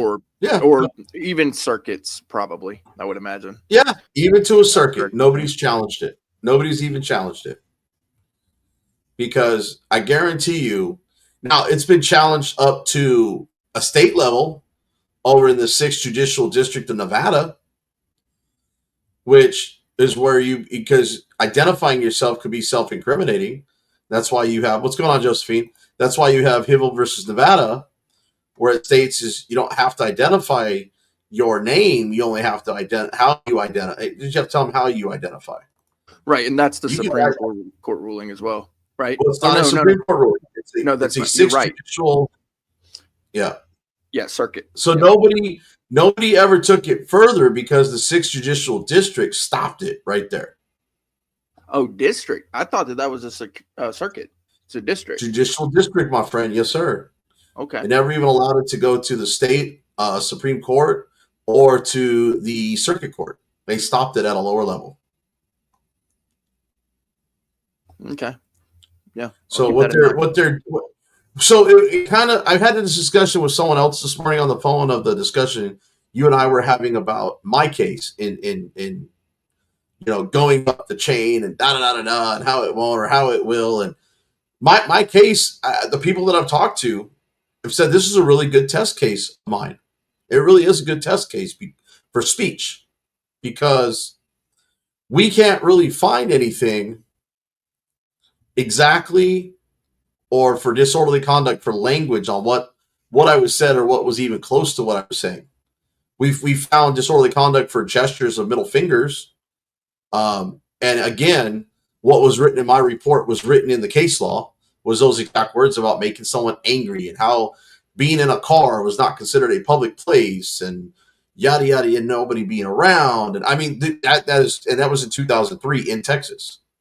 But that was overturned at such a lower level, they never allowed it to go further up the chain.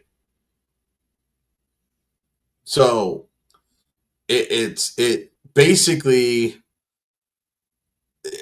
again, that's why I told you I don't think it'll go above the low level appellate court.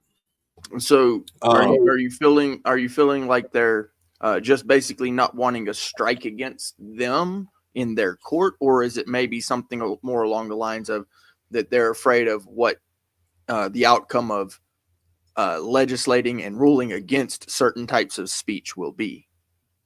I think what they're trying to do is just get a conviction because they know they did wrong on the arrest and try to manufacture a charge that would somehow.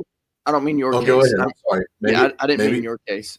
I meant like why it hasn't gone that far. Why every time they just simply drop the charges? Because, like, let's say even in my case, okay, I'm just going to use that as an example because we've already seen the video. We know what I said. We know what they're accusing me of saying, and we know what the charge is.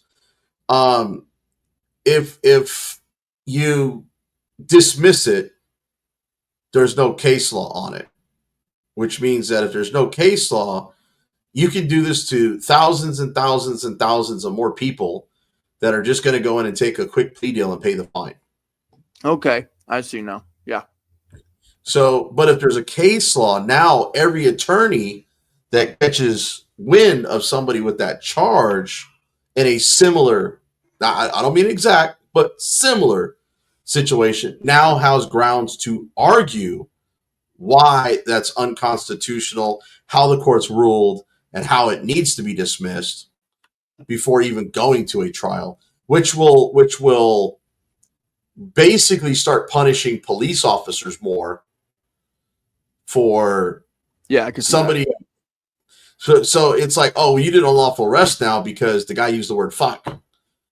And we've already got case law that says that you can't arrest somebody for that because it's already been brought up to a higher court in the same state. And now we've got a frivolous prosecution. We've got an unlawful arrest. Now somebody's got to stroke a check. And it'll actually not only change policy, but it could actually change the legislation itself. Yes. And right now, CJ Grisham, which I'm sure you're familiar with that name, right? The lawyer here, the activist and lawyer that was going to help Carolina in the beginning. Yeah. Okay. He's got a bill. He's got several bills right now that are being sponsored. One, he's changing the wording in the interference state law. It's backed. He's just trying to get it introduced so they can pass a law on it.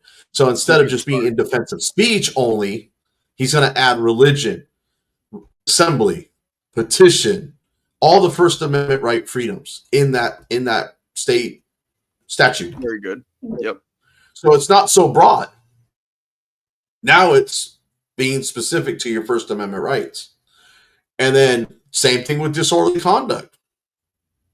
He's trying to get it narrowly tailored with certain verbiage. So the shit that's happening to me right now isn't happening to everybody else.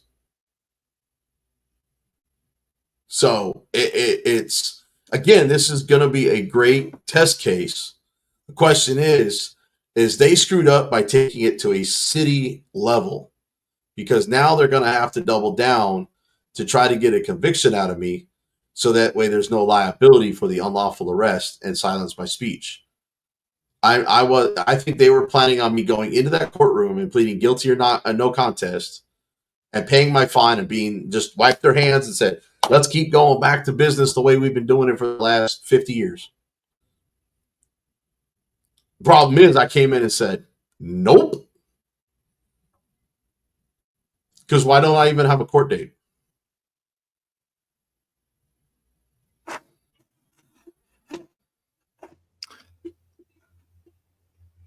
Yeah, I can't answer that one. Dude, it's a city municipal court. It's not like they have a busy docket for trials.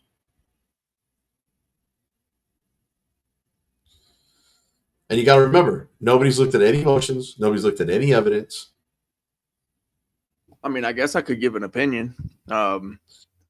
Maybe they're just like trying to stretch it out to where, you know, because when it comes to what was called speedy trials, right?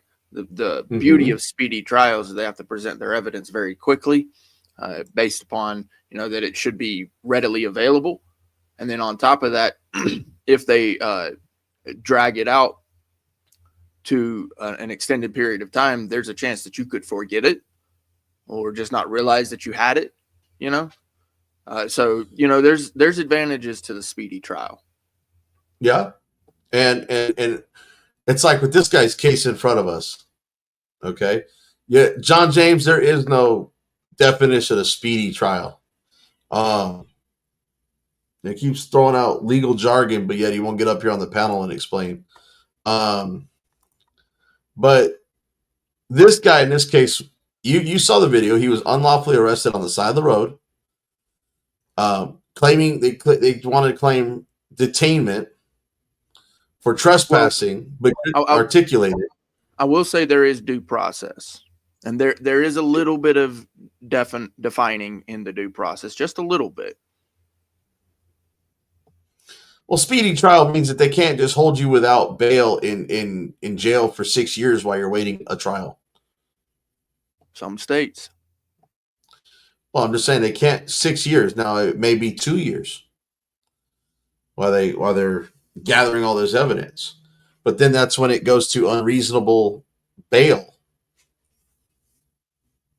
You know, that's why they have these now there's nothing. Yeah, well, even if it did exist, right, it would be unconstitutional because it does fall down to reason. You know, it's funny because our legal system really is supposed to be based off of reason. And yeah, you know, and I hear people say, well, what does that do? What's the definition of reason? So if we have to sit here and define every single word without reason, then we're not reasonable. At some point, we understand as the people what reason is. Now, it's not going to say that the government will, but that's why we have a jury. Yeah, but they use the word reasonable to use a loophole to get out of things. That's why everything's within reason.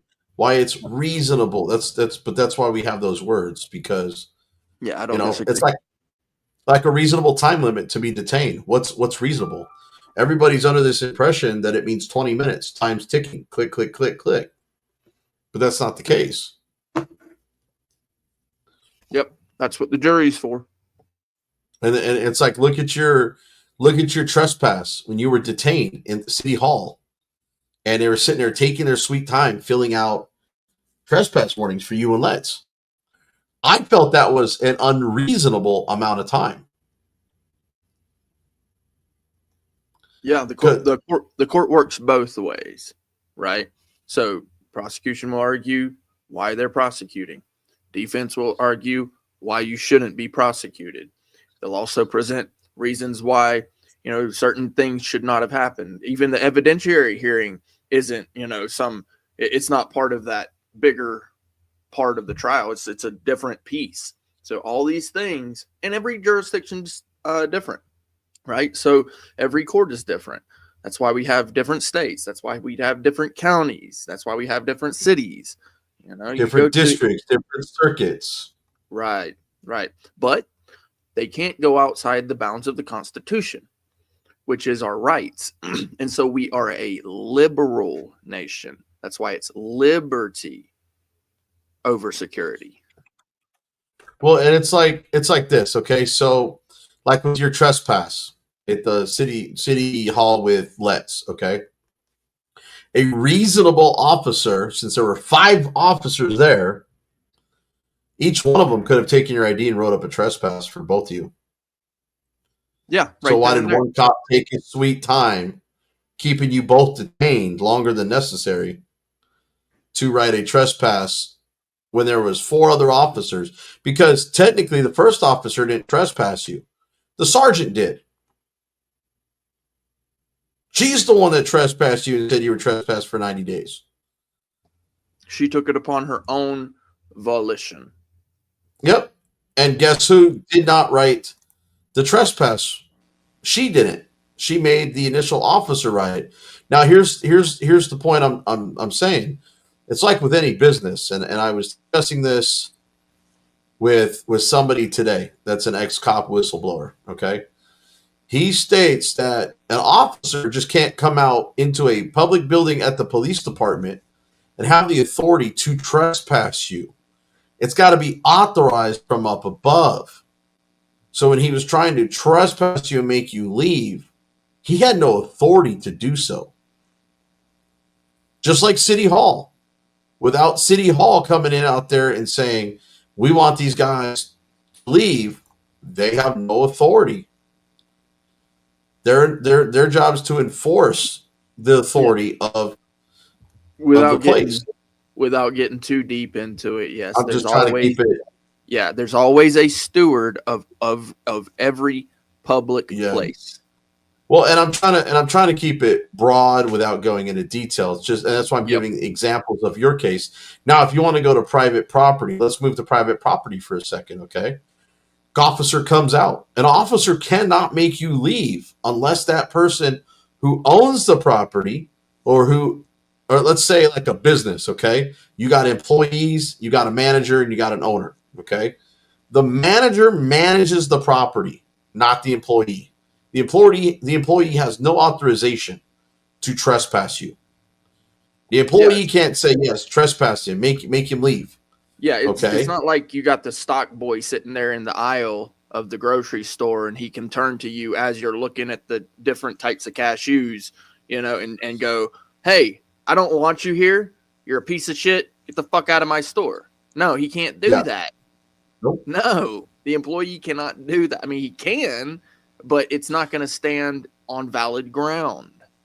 No, because the managing person or the manager, the authorized representative of that property has not made the decision to law enforcement to make you leave.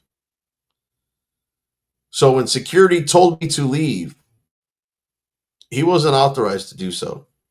Right. So it's called a civil process. Mm-hmm. Right. Yeah, it's a civil process. Now when the president of the HOA came out, now when he asked me what was going on and I said I was going to leave, he said, that's fine. I'll take care of it. And I left. I physically left the property. The only reason I stayed around in the area or on that sidewalk filming is because I was instructed the cops were called. So at that point, I stayed to resolve the issue. If they hadn't called the police, I would have been down the road on my way.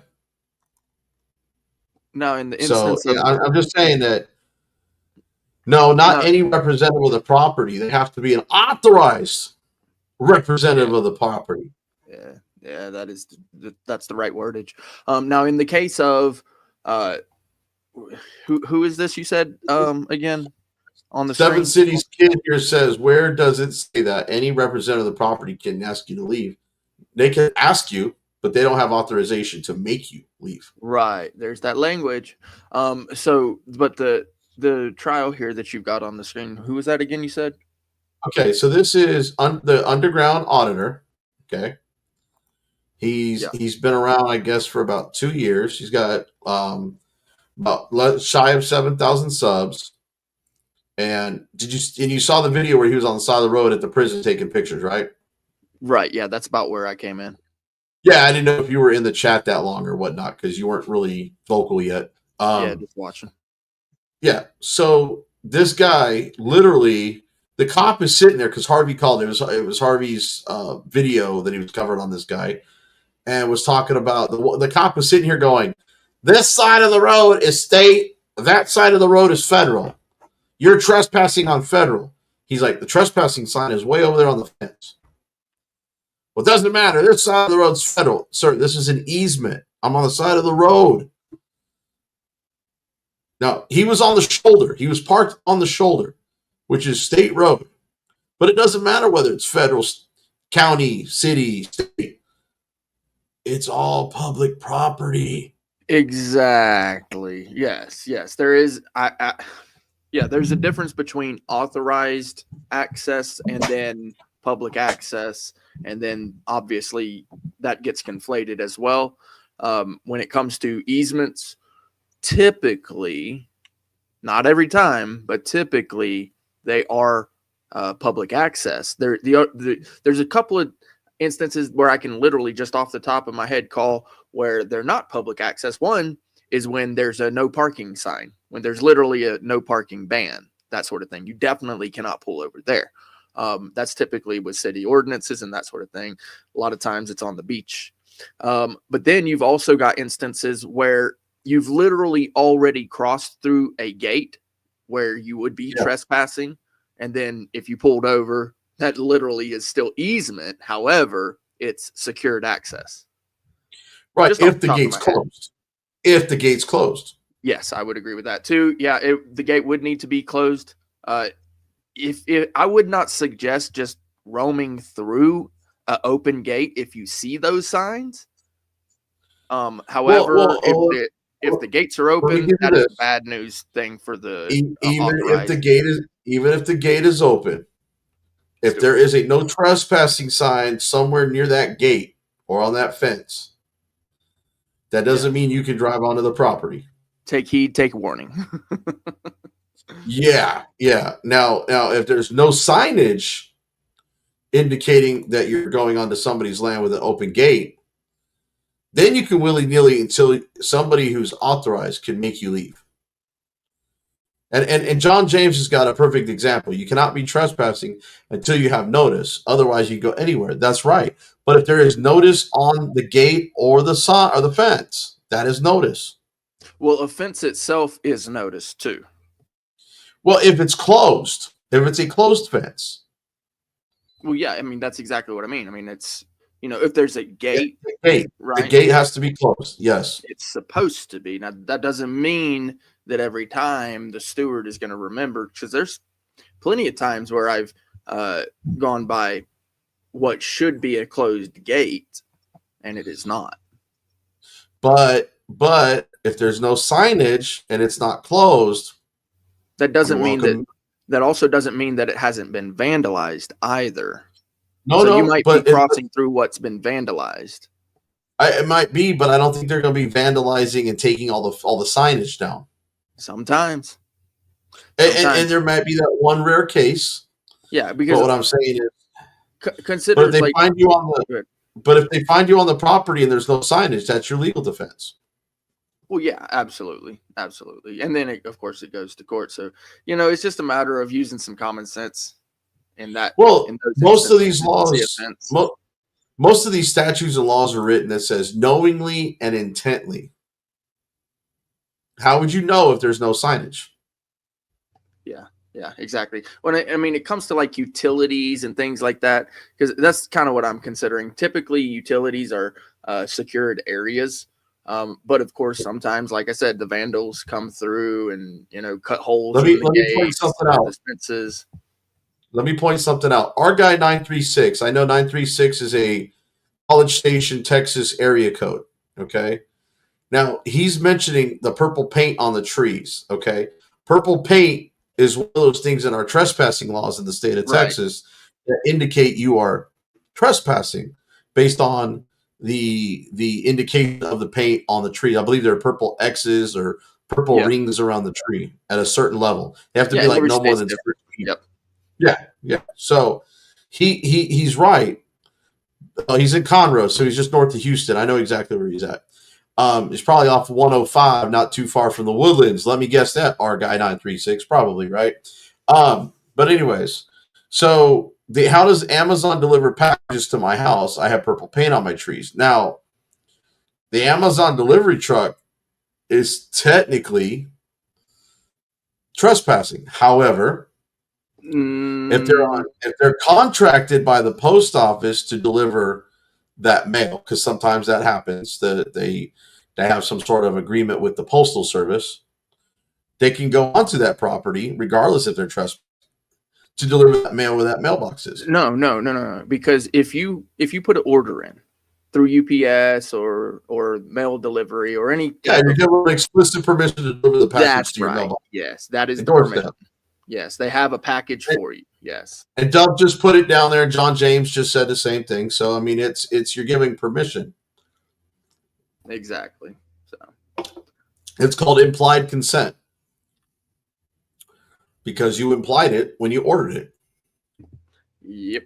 It's no written expression. But I wanted to bring this up. I wanted to go back because I don't know how much of this you caught of this body cam footage of this. Listen to this nonsense of this trooper. I'm going to fast forward here real quick. They got a call saying he's trespassing on federal land, which is not accurate. Right. Yeah. You can also put it on speed too. Yeah, I got it. Hey, sir. How are you? I'm doing well. Doing all right. You mind if I start my camera? That's fine. My camera's going as well. All right, go. What's your name and badge number before we get started? Hey, Trooper Johnson. And please, can you step back? Hey, first of all, let's get some. Your name, sir? Hunter. Your real name? I don't have to give that to you. All right. So, Chili. Okay. Yes, sir. Actually, this is federal property. It doesn't. No, that's federal property. This is a public road. No, sir. You're parked on that side of the Good road. to see you, Chili Dog. Again, sir. Would you let me? Would you call me? Would you allow me to This is an explain? easement, sir. Would you allow me to explain? I'm allowed to park alongside the road when my vehicle breaks down, right? Okay. Is your vehicle broken down? Certainly is. Do you need a tow truck? No, sir, I don't. It's overheated. Okay. Again, like I said, this is It's federal an property. easement. Everything on this side. No, sir, that's wrong. You're incorrect. No, sir. It's not. Okay, I want to go to point something out real quick. From the center of the road. See, before he starts talking it, before this guy says it, look at this imagery of this road. Okay? Look where he's parked. Yeah, I mean it's definitely shoulder like easement material. It's too obvious. And we're gonna go into Danford. I think it's Danford or versus Tech Lines. I'm trying to remember. Danford versus Tech Lines, I think, is the case law. But you have a fundamental right to travel, and you have a fundamental right to stop on the side of the road.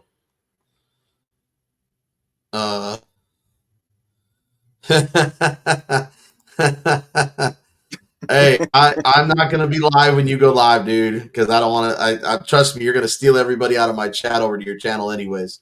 So it's good. There's no competition when it comes to delete laws, okay? I get demolished every single time. But what I want to point out in this video is look where he's parked on the side of the road. He has a fundamental right to travel. He has a fundamental right to stop. Yeah. Okay. He has also a constitutional right to film in public, which is what he's doing. All right. So no, you're good, man. I saw you going live here soon. I was watching. I'm going to probably take a break at that time anyways and come over and watch for a little bit. I got some things I got to do around the house anyways. But I wanted to cover the delete laws. Chill. You need to cover this guy. This guy is called the Underground Auditor, man. I mean, I was just playing this video because this other video, he's doing his trial pro se right here and arguing about discovery with the damn prosecutor. So that's what I was covering. I just kind of went back to recap on this video to show that this cop didn't know the difference between state, federal, and that it's all public property. And yeah, this is messed up. You need to cover this. And if he would have had a trifold, he probably would have ran into this. But you know, hey, it's a 5A cop card would have been nice here. You're incorrect. No, sir, it's not. You're incorrect. But This again, is called an easement. You have 10 feet from the center of the road to the walk, right? no, sir, it's not. Yes, sir. There's no sidewalk here. It's not the way it works. You're wrong, sir. I'm telling you. I've done this all over the state. I've done this all over the country. There's an easement. I'm sure that There's an easement. That's not federal property. See the fence? It says do not trespass. Yes, sir. Okay, Hey, it doesn't say do not trespass here. first of all, calm down. You see that? Hey, Trooper Beggs, go talk to them. Ask You them how see many that? times they've asked him to leave. I love that setup. That is do not trespass. The body camera on his Again, all shoulder this and is- a No, no, little he's telling tripod. me not to film. He's No, telling me- the tripod, bro. There's no issue with that. We're trying to get to the bottom of it to make sure there's nothing else. I'm looking at look at his shoulder, dude. He's got a body cam at shoulder eye level right there. I'm just like, dude, he's got that set up with the tripod, and then he's got the body camera on his shoulder like a pirate has a parrot. You know, it's like perfect bird's eye. I love it. But let's I want you to see this though before I get back into the trial part of it. This is public property. Like I said, what I'm trying to get at, okay, if you would sit and just calm down a minute. I'm sure that you've gone around the state, you've had other incidents with officers, those for a very, very long time. Okay. I've filmed federal buildings, I've filmed prisons. And there's no law against that. Okay, what we're trying to figure out is if there's a trespassing line. Okay, there's no issue. Trespassing sign right there, not fence. Yes. Is there one here? Like I said, the property line runs all the way over to the road. They have, is this their property right here? Yes, sir. No, If sir, it's federal prison. It's an easement. No, sir. It's not. No, That this works. is state property right here. Yes, this is federal property. Okay. That's federal property right there. As soon as you come up the road here, everything on this side So, is federal property. let me ask you Everything something. on This is a state officer? This is a trooper, yes.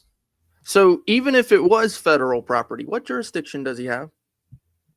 That was going to be something else I brought up because he Just has a no small jurisdiction. Well, the thing is, in these complaints, like this criminal complaint, you have to establish jurisdiction. Okay, so just like in Texas Gal Audit's case, they could I thought about this a few weeks back. Her lawyer could actually argue the jurisdiction on that federal property. Yeah. And I do understand emergency situations are different too, as well. Yeah. However, yeah. This is ridiculous. It's so dumb, bro. It's so dumb. I've never heard a cop be this dumb in my life. I've heard some dumb things, but nothing this dumb as far as in the side of the road being federal and the other side being state. But you're not breaking the law by filming, but yet you're breaking the law because you're trespassing. I'm just dumbfounded because it's all public. The G, I don't do this without making sure that this is public property and where not to go. Would you allow me to explain? Certainly. Okay. Again, we're trying to see if there's a trespassing complaint. But you're getting excited over nothing. You're trying to go somebody into trying to violate your rights so you can sue. This isn't my first rodeo. There you go. You're assuming, aren't you? Now listen to what he just said. Yeah, I caught that as well. It's not his first rodeo, so he does this more than once. Yeah. Well, he's also a Marine veteran. Oh, wow. Okay. And even he's just digging himself a hole in the public's view, in my opinion. So, he's standing up for his rights. So, wait, you saying that was, I thought that was, sorry, maybe I heard the wrong person. I thought that was the cop saying that. I thought that was the cop saying that he has done this more than once. No, the guy has said that. Oh, okay. Okay. So he's just defending his rights. Okay. I see. It's kind of hard to hear it sometimes. Gotcha. So what I'm saying here is this guy here is saying that he goes all around the place. He's doing GIS surveys. He's going out. He's double checking before he does anything remotely to this point. Okay. So he is literally, he knows what he's doing. He knows what he's saying, but this cop wants to double down and keep pushing, and he doesn't care. You know what's wild about this whole thing too is that this is literally how surveys are done. Yeah. They pull over the side of the road and they bring out their little surveying gear with little cameras and telescope or not I mean I call them little telescopes, little survey telescopes, but whatever they're called, because they look through the peephole, they look at the lens. Yeah, a telescopic lens and things like that. They look through and they survey the area, okay, Dub's got a question here. Can anyone tell me what BZ is talking about when he says trifold? Should I pull up the I know Dove is coming from GS's channel, and I know that Dove isn't familiar with delete laws.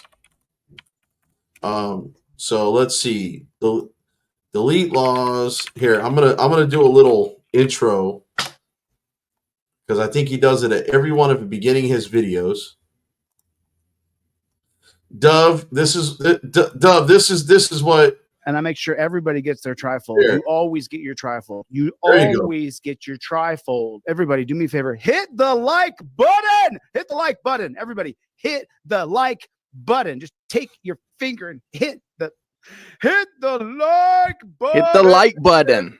Let's get into it. Can you roll her down, window down, so I can talk to you? We're currently talking, buddy. Okay.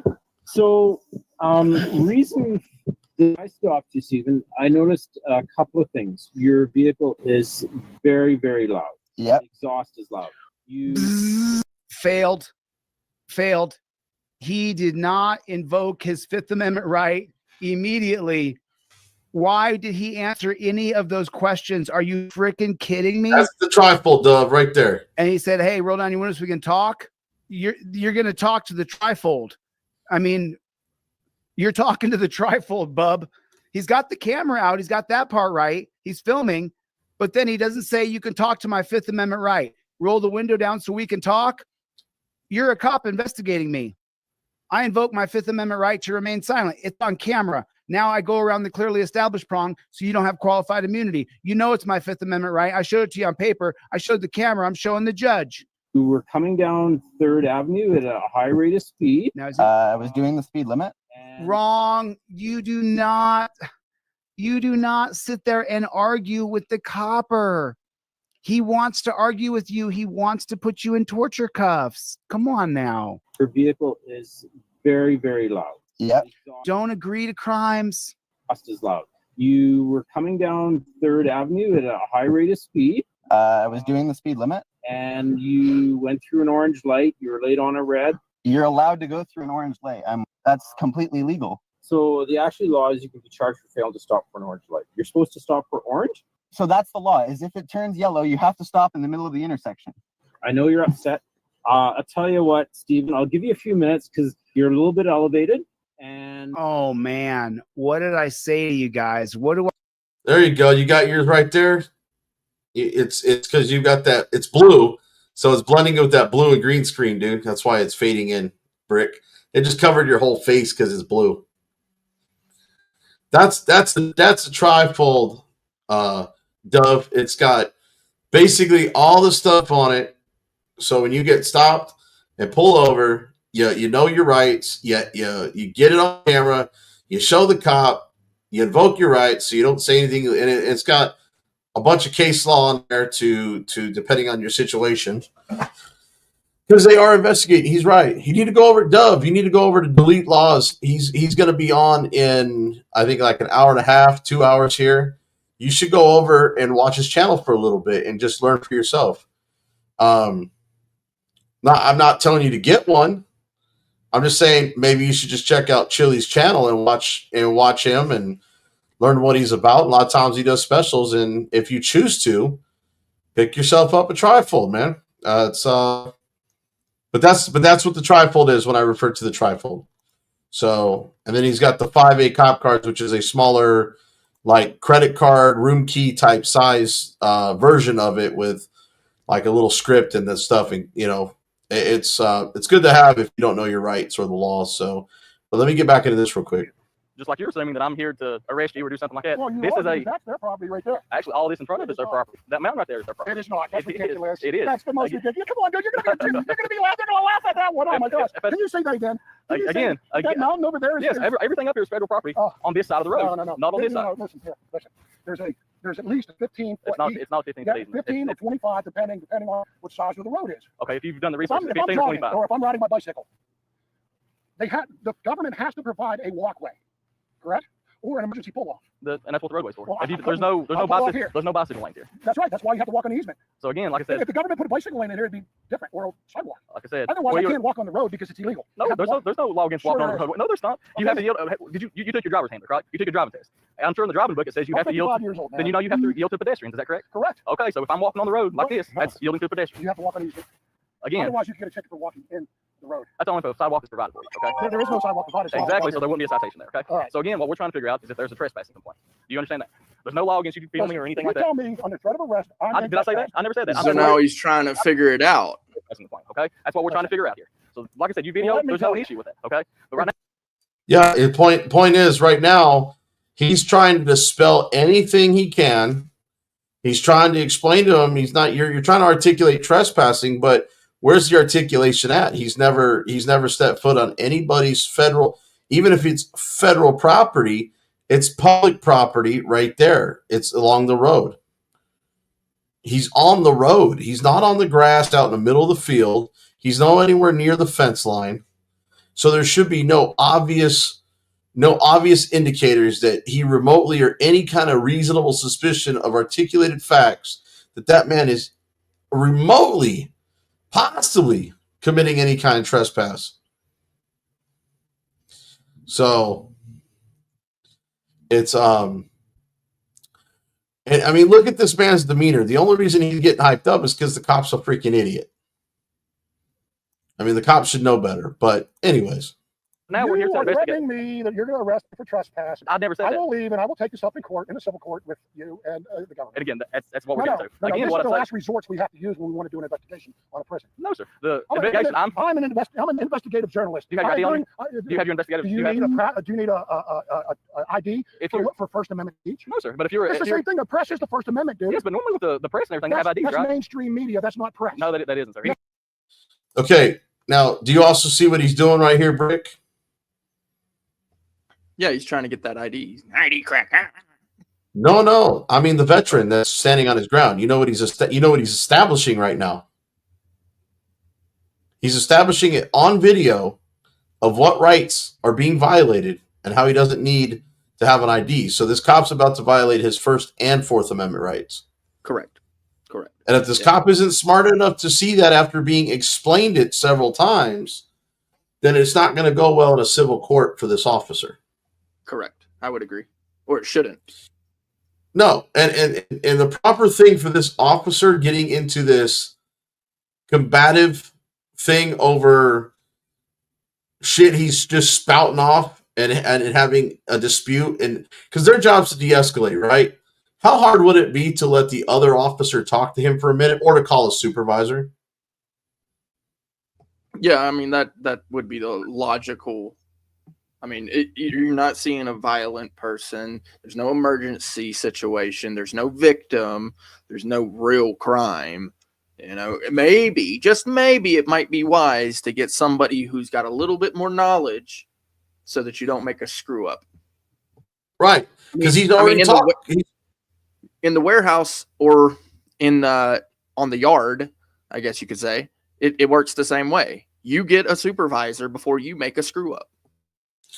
Well, what's this guy saying? He's already telling him, you can go ahead and do this, and then we can go deal with it in a civil court.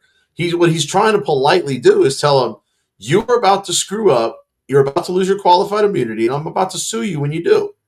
He's clear as day, telling this cop what is about to go down, and his cop is still feeding the bullshit lines.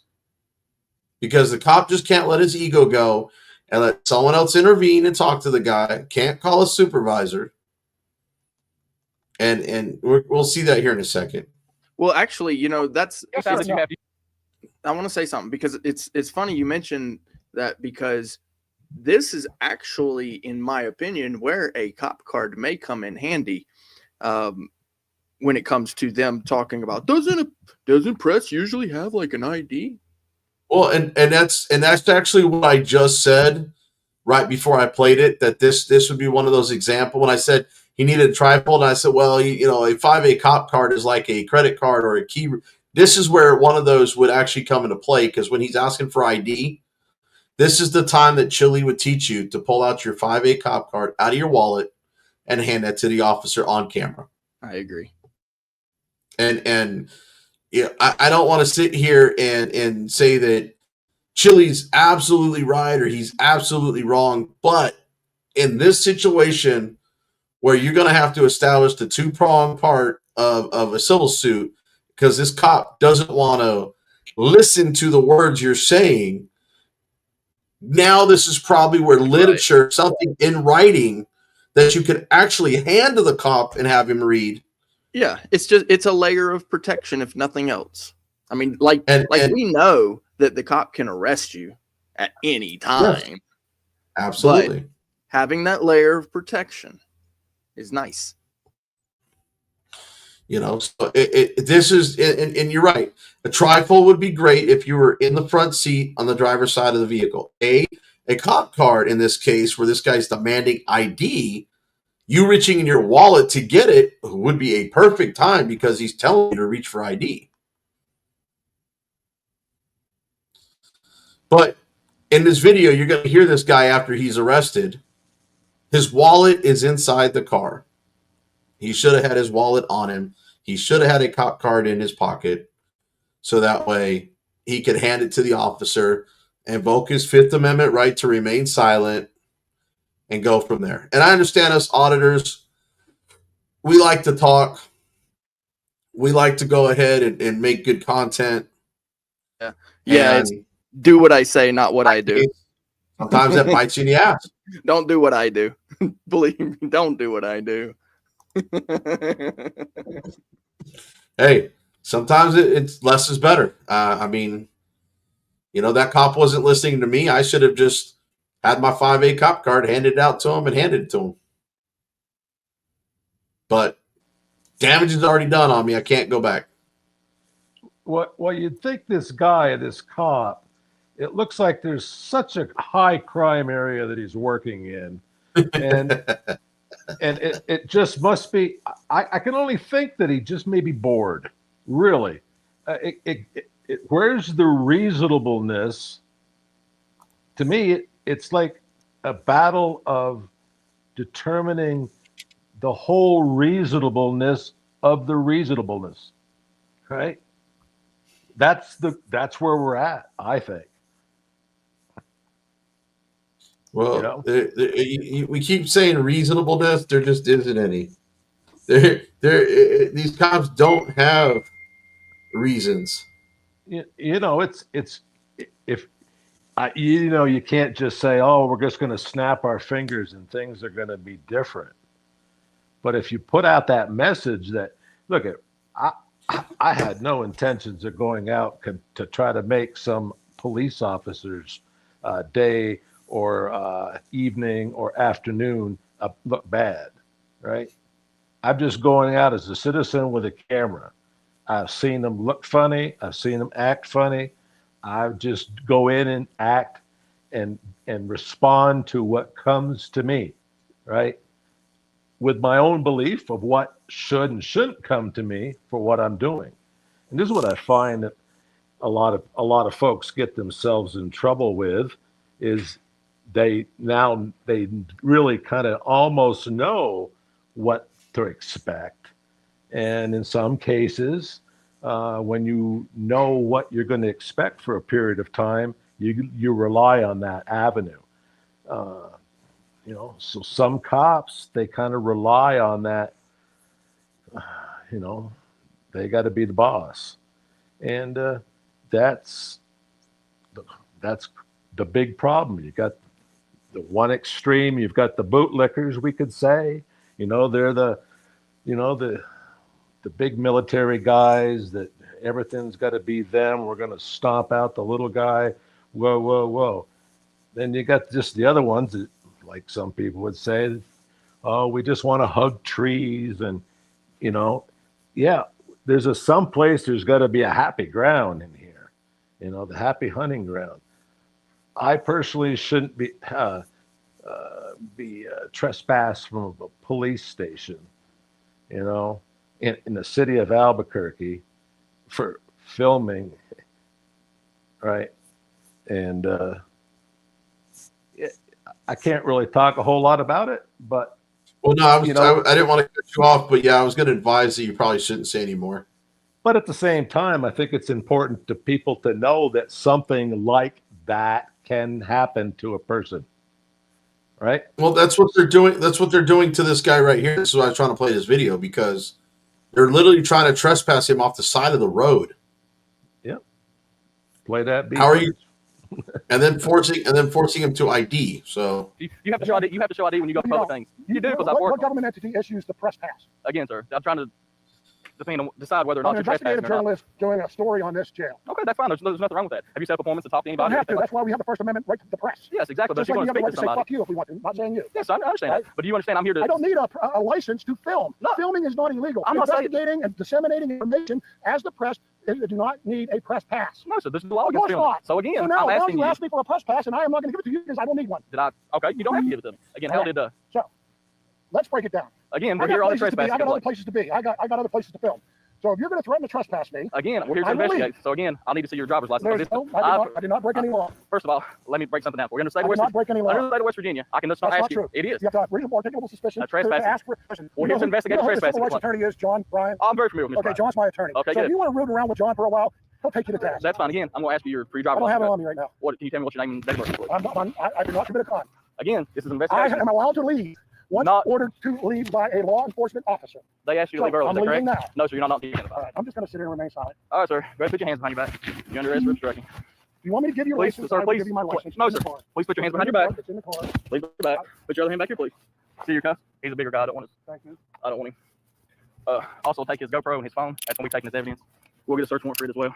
Yeah, they screwed up. That you talk? No. I'll adjust them. I'll walk them down on you, okay? My license is in my car, so let me get it. We're past this, sir. I tried to explain to you this is we're trying to decide on what a trespassing. You have to leave me go. No, sir. Once It's you too late give by me this. an order to leave, I have Trying to leave. decide. That's right. You haven't given me an order. So you guys have understood that, so you guys know what's up. But so this is why I'm trying to play this trial here, because now this guy is going pro se 2 years later, and in this trial where the court technically doesn't have jurisdiction for trespass and failure to ID because they didn't have reasonable articulable suspicion of a crime occurred to begin with. Or why didn't they cite him for trespassing or arrest him for trespassing? They got to be able to arrest you for something else before they can arrest you for obstructing and failure to identify.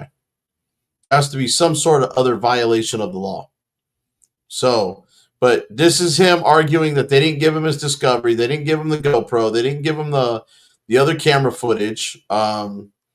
And they just came back in after he was out there for like 10 minutes cussing at the prosecutor about lying about the footage. And this is him walking back in now, trying to tell the judge that he objects to this whole thing because he never got his discovery. He has not received all those. The court of full relation is going to continue one more time. To make everything easier, Your Honor, if there's a jump drive, I can give him just right now so we don't. I have a thumb drive with me, Your Honor. Do you have the thumb drive that we provided you? I don't know if it's the one that you provided me. It was over 6 months ago, but Was it from the prosecuting attorney's office? I've had many thumb drives given me by different prosecutors' offices. Sorry? I've won every case, Your Honor. That's good. I've never lost in criminal court.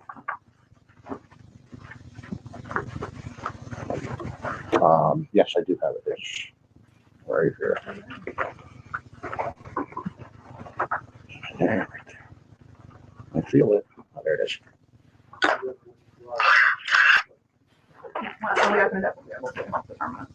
You want to come over and smell them? Please. Thank you.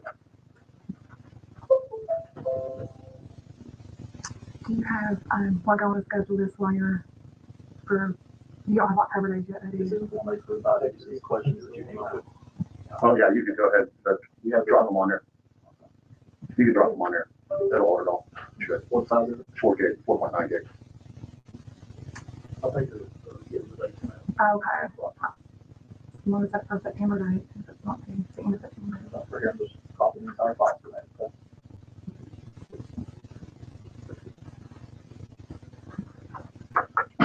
Excuse me. You want me, I don't. let me, hang on, I'll see if I can get you on real quick.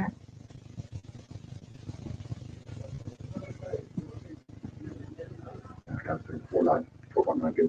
Do it. Yeah, that was, I mean, the 8 gig was even bigger than the file that I got.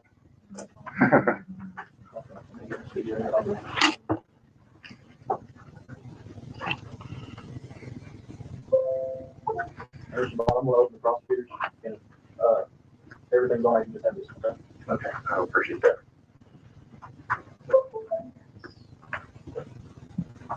Yeah. This one's wrong. I don't mean my side, so wait a minute. Matthew Baldwin. No. For a second. Excuse me. Right, it's the same concept. There's that. Then you go to this USB drive. Everything's on there. Okay. Got it. In order to get those videos. To be under the attack. Correct. So everything's on here. So I can do There's two separate attachments, files, one for my phone and one for my, correct. Anything that we have is on there. Thank you. And what I'm gonna do about the continuous case. For today, give us about an opportunity to review all the files that you escaped. While you were sitting on the computer. Where do you get the mail at? I am receiving it at 120 White Church Road. We had moved up there on July 1st, and for some reason, the mail lady wasn't delivering my mail. 140 White Church, New Galilee, PA 16141. So that's the correct address right there. Would you want my email address also, Your Honor? The Supreme Court rules on email. Okay. We should use off today too. Yeah, sorry about that. You remain on the same block you're currently on. Just keep an eye on your mail, and I have a schedule to come back probably on. All right. Thank you, Your Honor. You want me to walk it there so we talk about it? Yeah.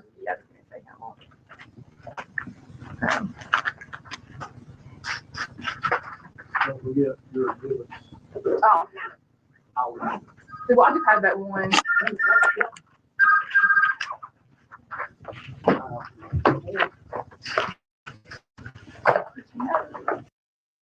Now that's part one, or first trial. So this is saying that it's second trial.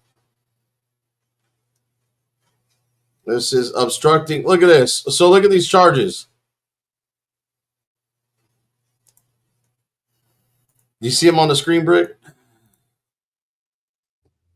Yeah. Let's see. Obstructing and trespassing. Well, it says trespassing, asked to leave. So they threw that on second.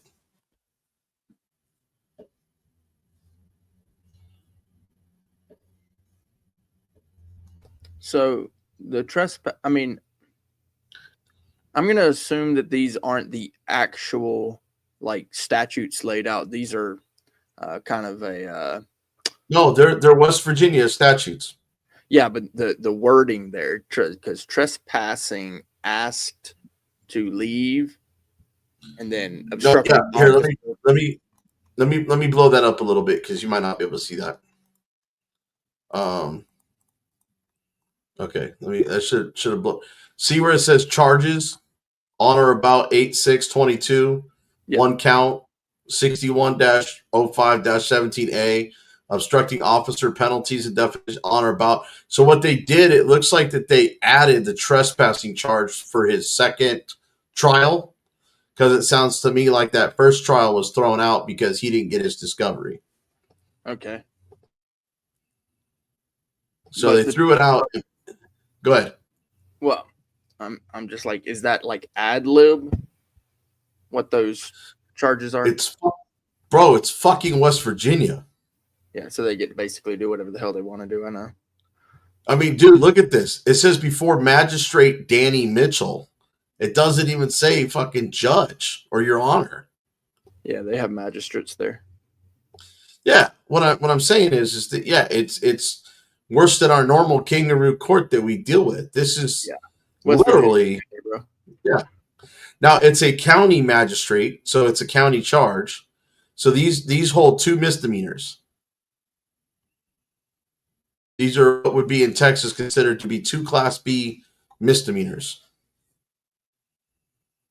Okay, so now this is the second court. This is the second trial. So let's see what happens here, because like I said, I haven't watched any of these videos. I'm going to speed this up a little bit too. All right. Here we are on 9:30 a.m., October 3rd, just before my trial is to start. It's going to be a sinister trial, kind of spooky too. I don't like going in there. It gives me the eerie feeling. But let's see how gruesome it's going to get, right? I mean, I don't want to be morbid about anything, but it's kind of unsettling that I'm going back to a trial and they're conjuring up more of these charges back on me. I mean, it's going to be fun. So you can ride along with me, and we'll be there in a minute. Of course, I am going to film. There we go. Okay. Yesterday that I'm going to film. Okay, Brick, did you hear what he said, though? About? He said they added charges, so they added the trespassing charge. Gotcha. And that's what I thought, because the initial charge was just obstruction, failure to ID. You can't have obstruction, failure to ID without another crime. And we talked about that. So now they're trying to throw the trespassing charge on, but the only problem is if you look at that paper, yeah, and they already dismissed the trial and added another charge. But look what they did. They added the trespassing charge after the obstruction charge. Yeah, they're trying to cover their tracks, of course. Time is the enemy in this instance. Yes. And it's going to be well, you got to remember, this guy's already gone 2 years. This guy was arrested 2 years, well, over 2 years now, but it was like 2 years. He was arrested in 22. He's now getting his trial in 24. And it's now his second trial because of, so he may have gone past the statute of limitations for a civil suit. Or he may have filed them in a federal court, and they're now trying to add charges through a second trial. And it would have been obstructing police officer. I don't care what the judge said. Go ahead. Well, I was just going to say it's obstructing police officer was the previous charge. Well, obstructing is failure to ID. In some states, it's not failure to ID like it is here, because obstruction is interference. Well, they call it interference here. It falls under the obstruction chapter, but failure to identify is under the obstruction. But they in some states they call it a blanketing obstruction charge by just saying that you fail to identify that you're obstructing the officer from his duties. Suffice it to say, it's one of those charges. That is one of those BS charges. Yeah, well, that's what they're hitting him. In West Virginia, the obstruction charge is failure to identify. Just like in Oklahoma, failure to identify is obstructing. So that's what they hit him for, because he chose not to. But he was also not in a stop and ID state. So there was no grounds for him to have to give his ID to begin with. Says, here we go. It's only going to take a couple minutes. I'm right down the road from it. And once we get there, I'll set my camera up. And now this, that was in my lap. Forwarded through all this. Set it right. How about that? Hearing, hearing. Cadaver court is in session and underway. All rise. The Honorable Danny Mitchell as Magistrate Corpse. You may be seated. The jury can be planted in the box. Oh, he's having fun with the editing.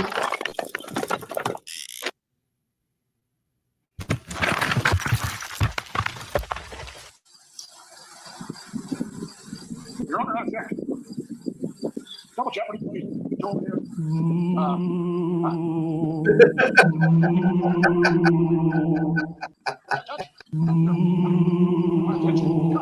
So this is basically this is a representation of that court being dead. Yeah. In August of 2023.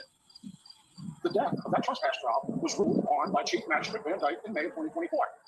Van Dyke deemed it to be stillborn and terminated it as a mistrial. Now you, Magistrate Mitchell, are trying. Now he is talking about this being double jeopardy, which I know you mentioned before. My thing is this. So Look, the right reads like I this. don't see eye to eye on this. I go by the law. Okay. Yeah, the right reads like this: being put in jeopardy twice of life and liberty. I get it. What I'm saying is it was thrown out because he didn't get his evidence. Now, trespassing statutes and obstruction statutes here are usually 2 years. Same with your time frame to file a federal civil lawsuit. Okay. So to me, them going for a second trial after the statute of limitations and adding charges, to me, would be considered double jeopardy at this point. Because they had their time to do all this. So, but anyways, he's having fun with this fucking second trial with this video. The new trespass charge and manifested into a second trespass trial just to crucify the defendant. The defendant has been stripped of many of his rights, including a demand for a jury trial, a motion for a speedy trial, for both killed by you, magistrate, 2 years ago. The defendant has been beheaded on this point. You permitted the state to resurrect their trespass case with no legal standing and to bury and sculpture evidence that mortally injured the defendant's ability to fail with this trespass. The defendant has been horrified at the creepy, Let me correct that, by the way. What's that? It's life or limb, not liberty. Yeah, Limb. yeah, Life or yeah. limb.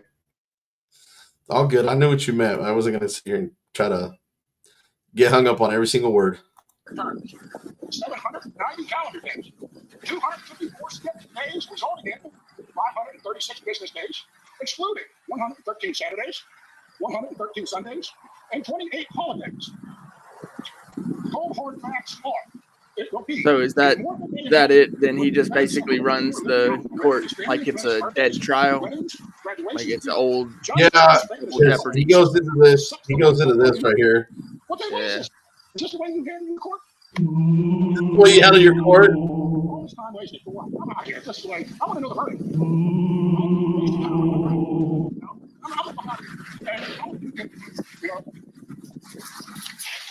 Yeah, he's not wrong. Can't believe it. McDowell County. They just do this to me. Just the audacity to do this to me. Yeah, I know. It's amazing, right? I can't believe that he's doing this to me. Over and over and over again. What about the drone footage you watched? No. Is there anything hovering above me right now? No. No. This is such bullshit. But we'll get to the end of it. See, are you trying to scare me, Judge? Are you trying to really? Is this what you're trying to do to me? It ain't gonna work. I'm telling you right now. So yeah, I mean they had the opportunity, Judge, right? Do you really think? I'm sorry. This guy's really funny. Yeah. No, I mean I get the point. You know, they had the opportunity to go over the case. They had the opportunity to charge him. He was arrested for the offense. And so there's no reason why they should be attempting to try him a second time for this offense. It just doesn't. It doesn't Bottom work line is, within our system. No, bottom line is they threw it out because the DA screwed up by not getting him his discovery evidence to prepare for a trial. The judge should have just dismissed it altogether. Yeah, exactly. Because the DA was trying to maliciously prosecute him and not get him the evidence that was going to be used against him in a timely fashion. It should have just been squashed.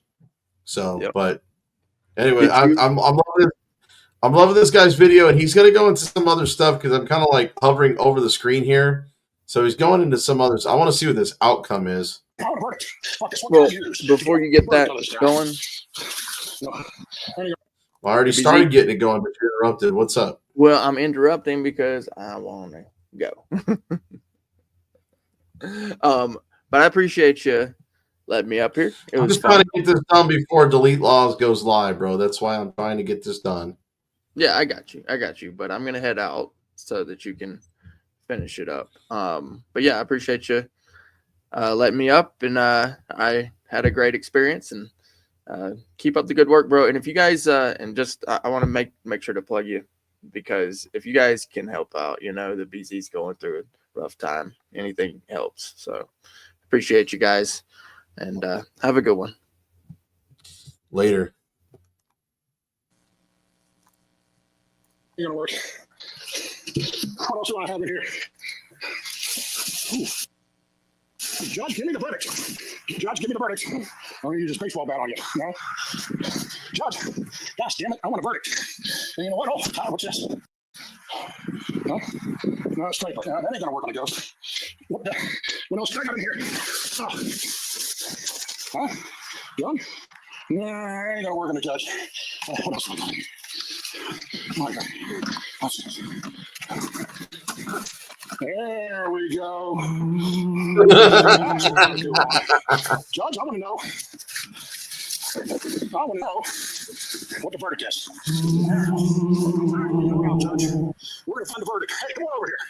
All right, come here. Hurry up. Okay, we're gonna figure out. The judge, you think you're gonna scare me? Here we go. We're going to figure out, hold on. We're going to figure out some things here, Judge. You get me right? You understand? I ain't afraid of you, Judge. Are you afraid of me? Oh, Judge. You're afraid of me, huh? Okay, I want some answers. I want some answers right now, Judge.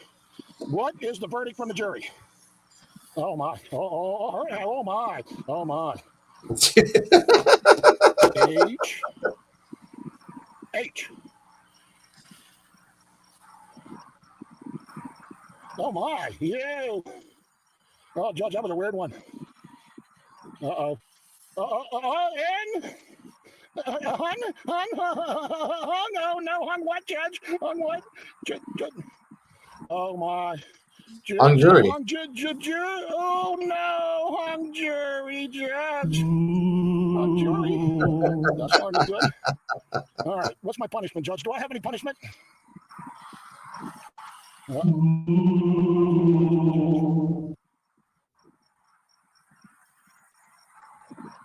My punishment is... Oh, no! Turn that son of a bitch.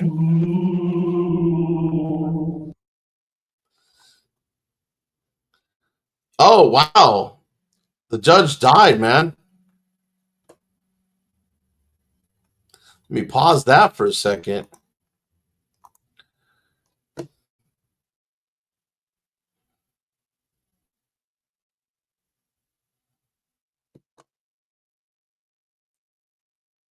Wow.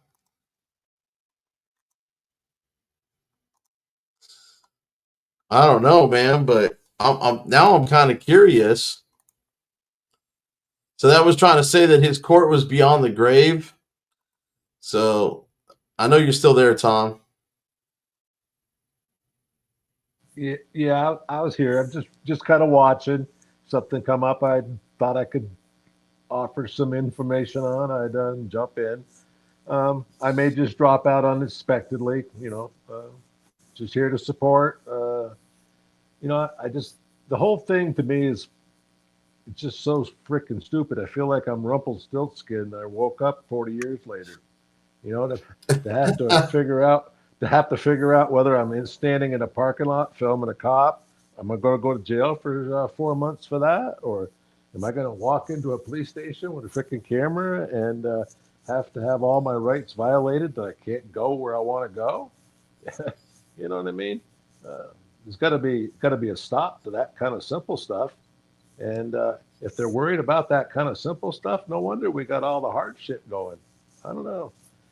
Well, all I know is this magistrate ended up dying before he got to the second trial.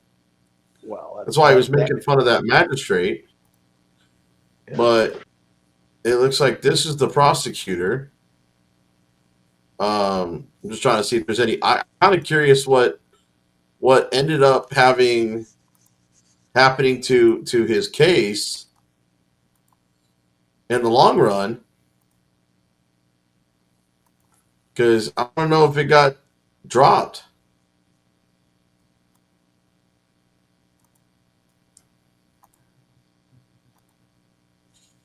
It looks like he got some sort of gag order on this. I don't know what this video is all about, but I'm just trying to go through his videos and see if there's. All right, the next one was motion. Defendant's motion to match. Okay, so this is on. I'm trying to see if there's an update. Like I said, I'm just trying to see if there's an update. So this one's going to be fairly new. I'm trying to see what this guy's name is so I can find this update on this guy. Because I see witness, but those are going to be the cops.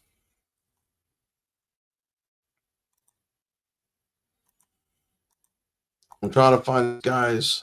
Fuck, man.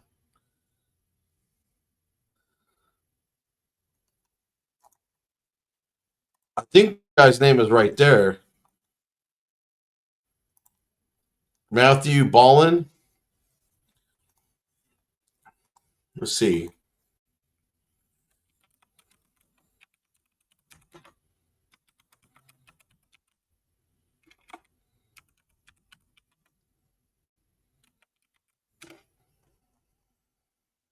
I'm looking it up because I want to see what has happened to this guy.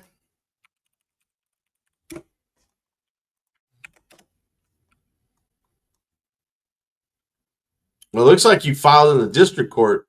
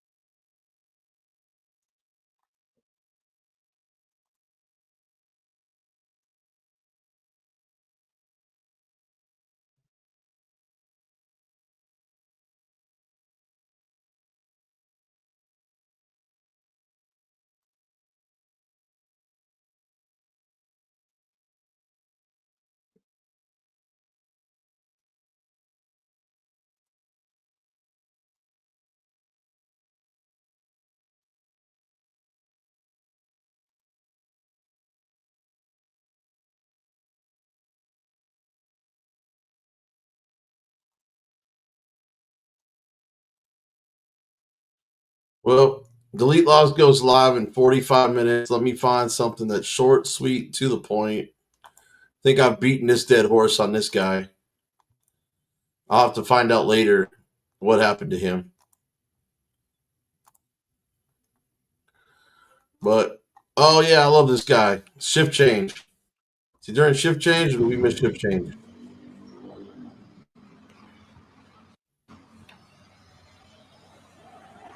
So,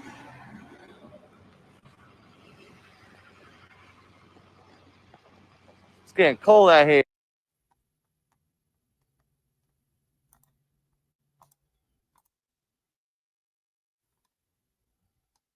Oh shit, I accidentally hit the volume button. Hang on. Oh, wow. How you doing, sweetheart? Ooh, God bless. How you doing, sweetheart? What's up, boys? What's up, boys? That's what I'm talking about. Fuck the police. You heard? Huh? I know. I like old New York. You know what I'm saying? What's up, boys? Thanks. No, it's a body cam. Just in case they try to take my phone, you know?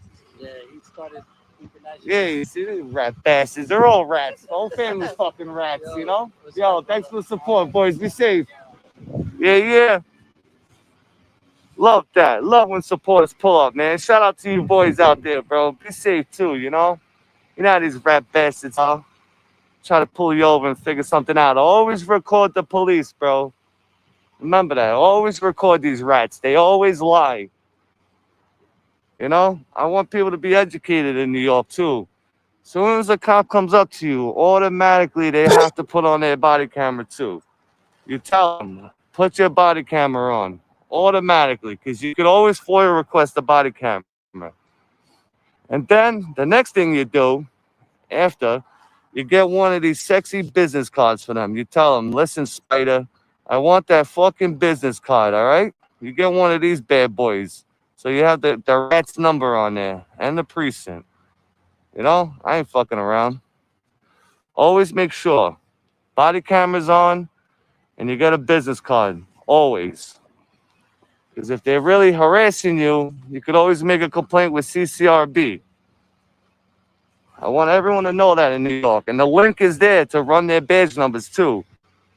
My mods posted the link too. So you can always run their badge number and find out exactly who they are.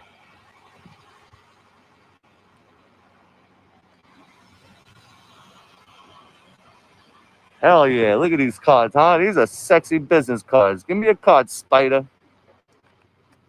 I got all different precincts here. Never lost them.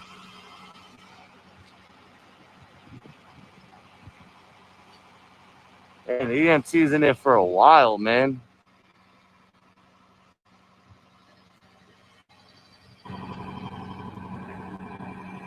Come on, let's get those thumbs up, everybody. Dance your fingers to the fucking like.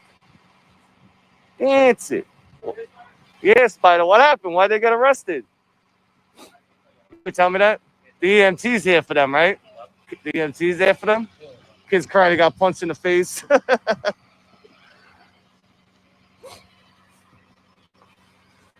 Yo, Viral Opinion, bro.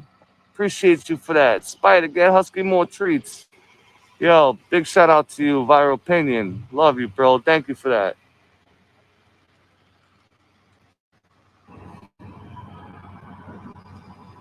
I never got it. Peace Yeah, I sign. gotta get a freaking charger for my phone. I gotta get another portable charger. So I'm gonna have this live go for another 10 more minutes, and I'm gonna cut it out. Gotta charge up for a little bit. I need you guys to hit the thumbs up. Come on, man. We got 537 people in the fucking building, and I only got half the likes. Jesus. It's like I gotta beg you for a like. I do it for you guys if you're alive. It's not so hard to hit the thumbs up. There we go. I see them going up now. Musty Jason, this broken voice too real. Listen, it's how I talk. I mean, it is what it is. Ace in New York, what's up, my boy?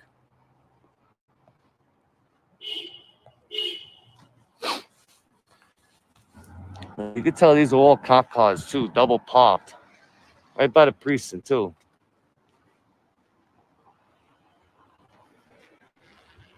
Everybody's double parked. All these cop cars, double parked, double parked.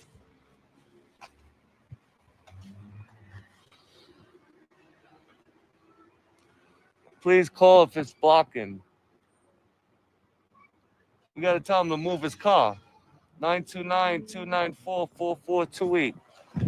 That's funny. Everyone's blocking.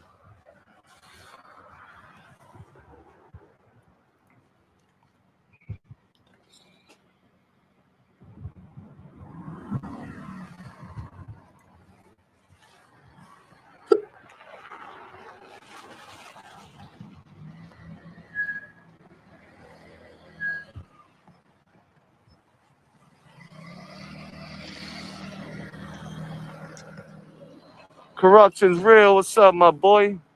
Look at this. I hope one of the birds shit right on their head. That would be great. That would be awesome to see the birds shit right on their head.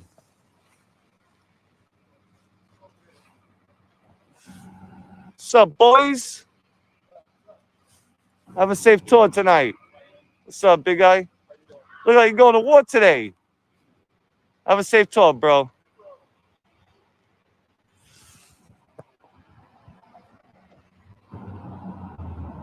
Yo, next time I'm putting a ticket on that car.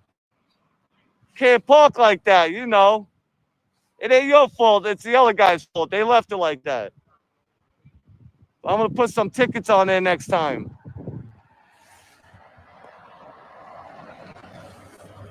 They got you dancing around. Look at them. They don't even respect you. Made you go there. They're making you go there.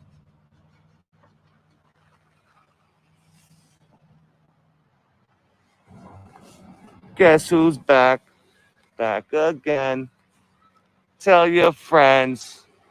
Brooklyn's back. How you doing? Nobody move. Nobody gets hurt. Nobody move. Nobody gets hurt. That's how it is. You gonna finally move the car? Thank you, Spider. Zach one, what's up, bro? Yo, let all these health messages go through. I keep seeing messages health or review. Let them go through. I don't care. Fuck them. Let them talk their shit. Again, mods, don't block nobody, but if they get a little bit of annoying, you put them in a bathroom for 30 seconds. This guy's got his car running. Who the hell's in here?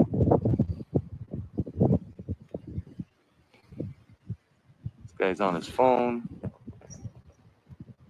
Wasting gas. Hey!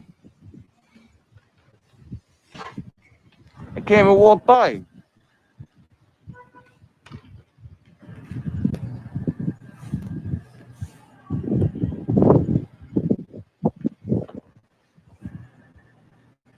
Just hanging out, wasting gas. Take care, brush your hair. Make sure you change your underwear. It's funny, as soon as I woke up, he drives away now. Hanging out in the car, tax dollar money, on the phone, just hanging out. Oh, Stephanie, that's what it is. YouTube's holding them. I got you. Well, let them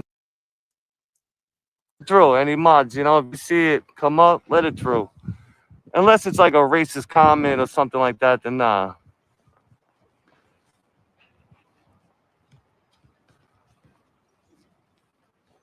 Let's go look at this rat car right here. Rats. Whole family's fucking rats. This precinct hates me. I don't give a fuck either. Look at all the bird shit. Shout out to all the pigeons out there. Keep shitting on their cars. Shout out to all the pigeons in the building. Look, they're all right above the door, too. I love it. I really hope they start dropping deuces on these guys' heads when they come out. That would be hilarious. I'm going to start feeding them laxative. Ha! A light bulb just went off in my head. Oh, boy. I love when I get new ideas. I'm not even going to say it. But we already know what we're going to do next time. Shout out to the pigeons. All right, guys, I'm going to go ahead and end this live stream. I got some stuff I got to do, so appreciate y'all hanging out with me. I'm going to end it.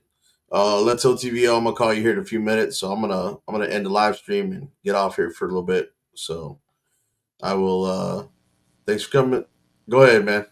Yeah, just thanks for having me up. Let me have my little say. I just try to resonate the whole thing with as many people as we can here. No, I get it, man. We're just trying to make change. Yeah, exactly.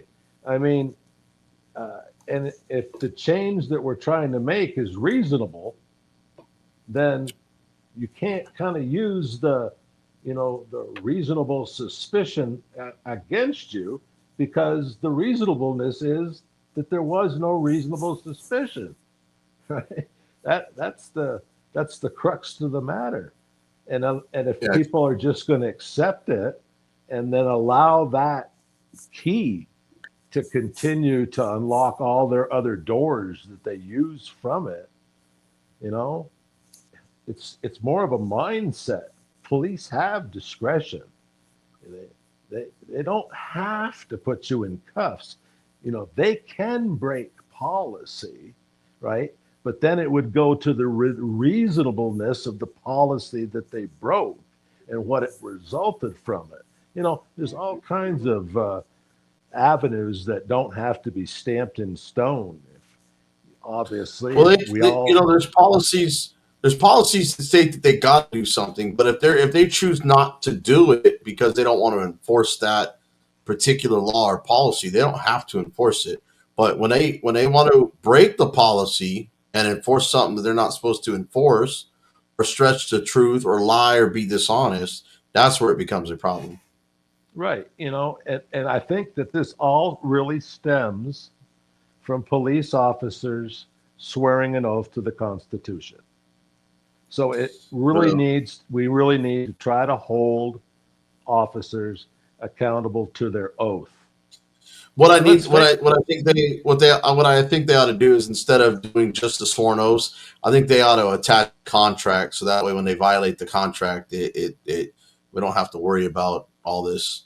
You're protected by policy. No, you violated your contract. Now you can be sued. Here goes your qualified immunity. Yep, that's what they have them security bonds there, a surety bond. Yep, surety bonds. And, yep. But yeah, let me So- end this because I gotta call. Yep. I gotta call you. I gotta call Yep. you real quick after this. So We're good. Thank you. Later. Thanks, folks. later, guys.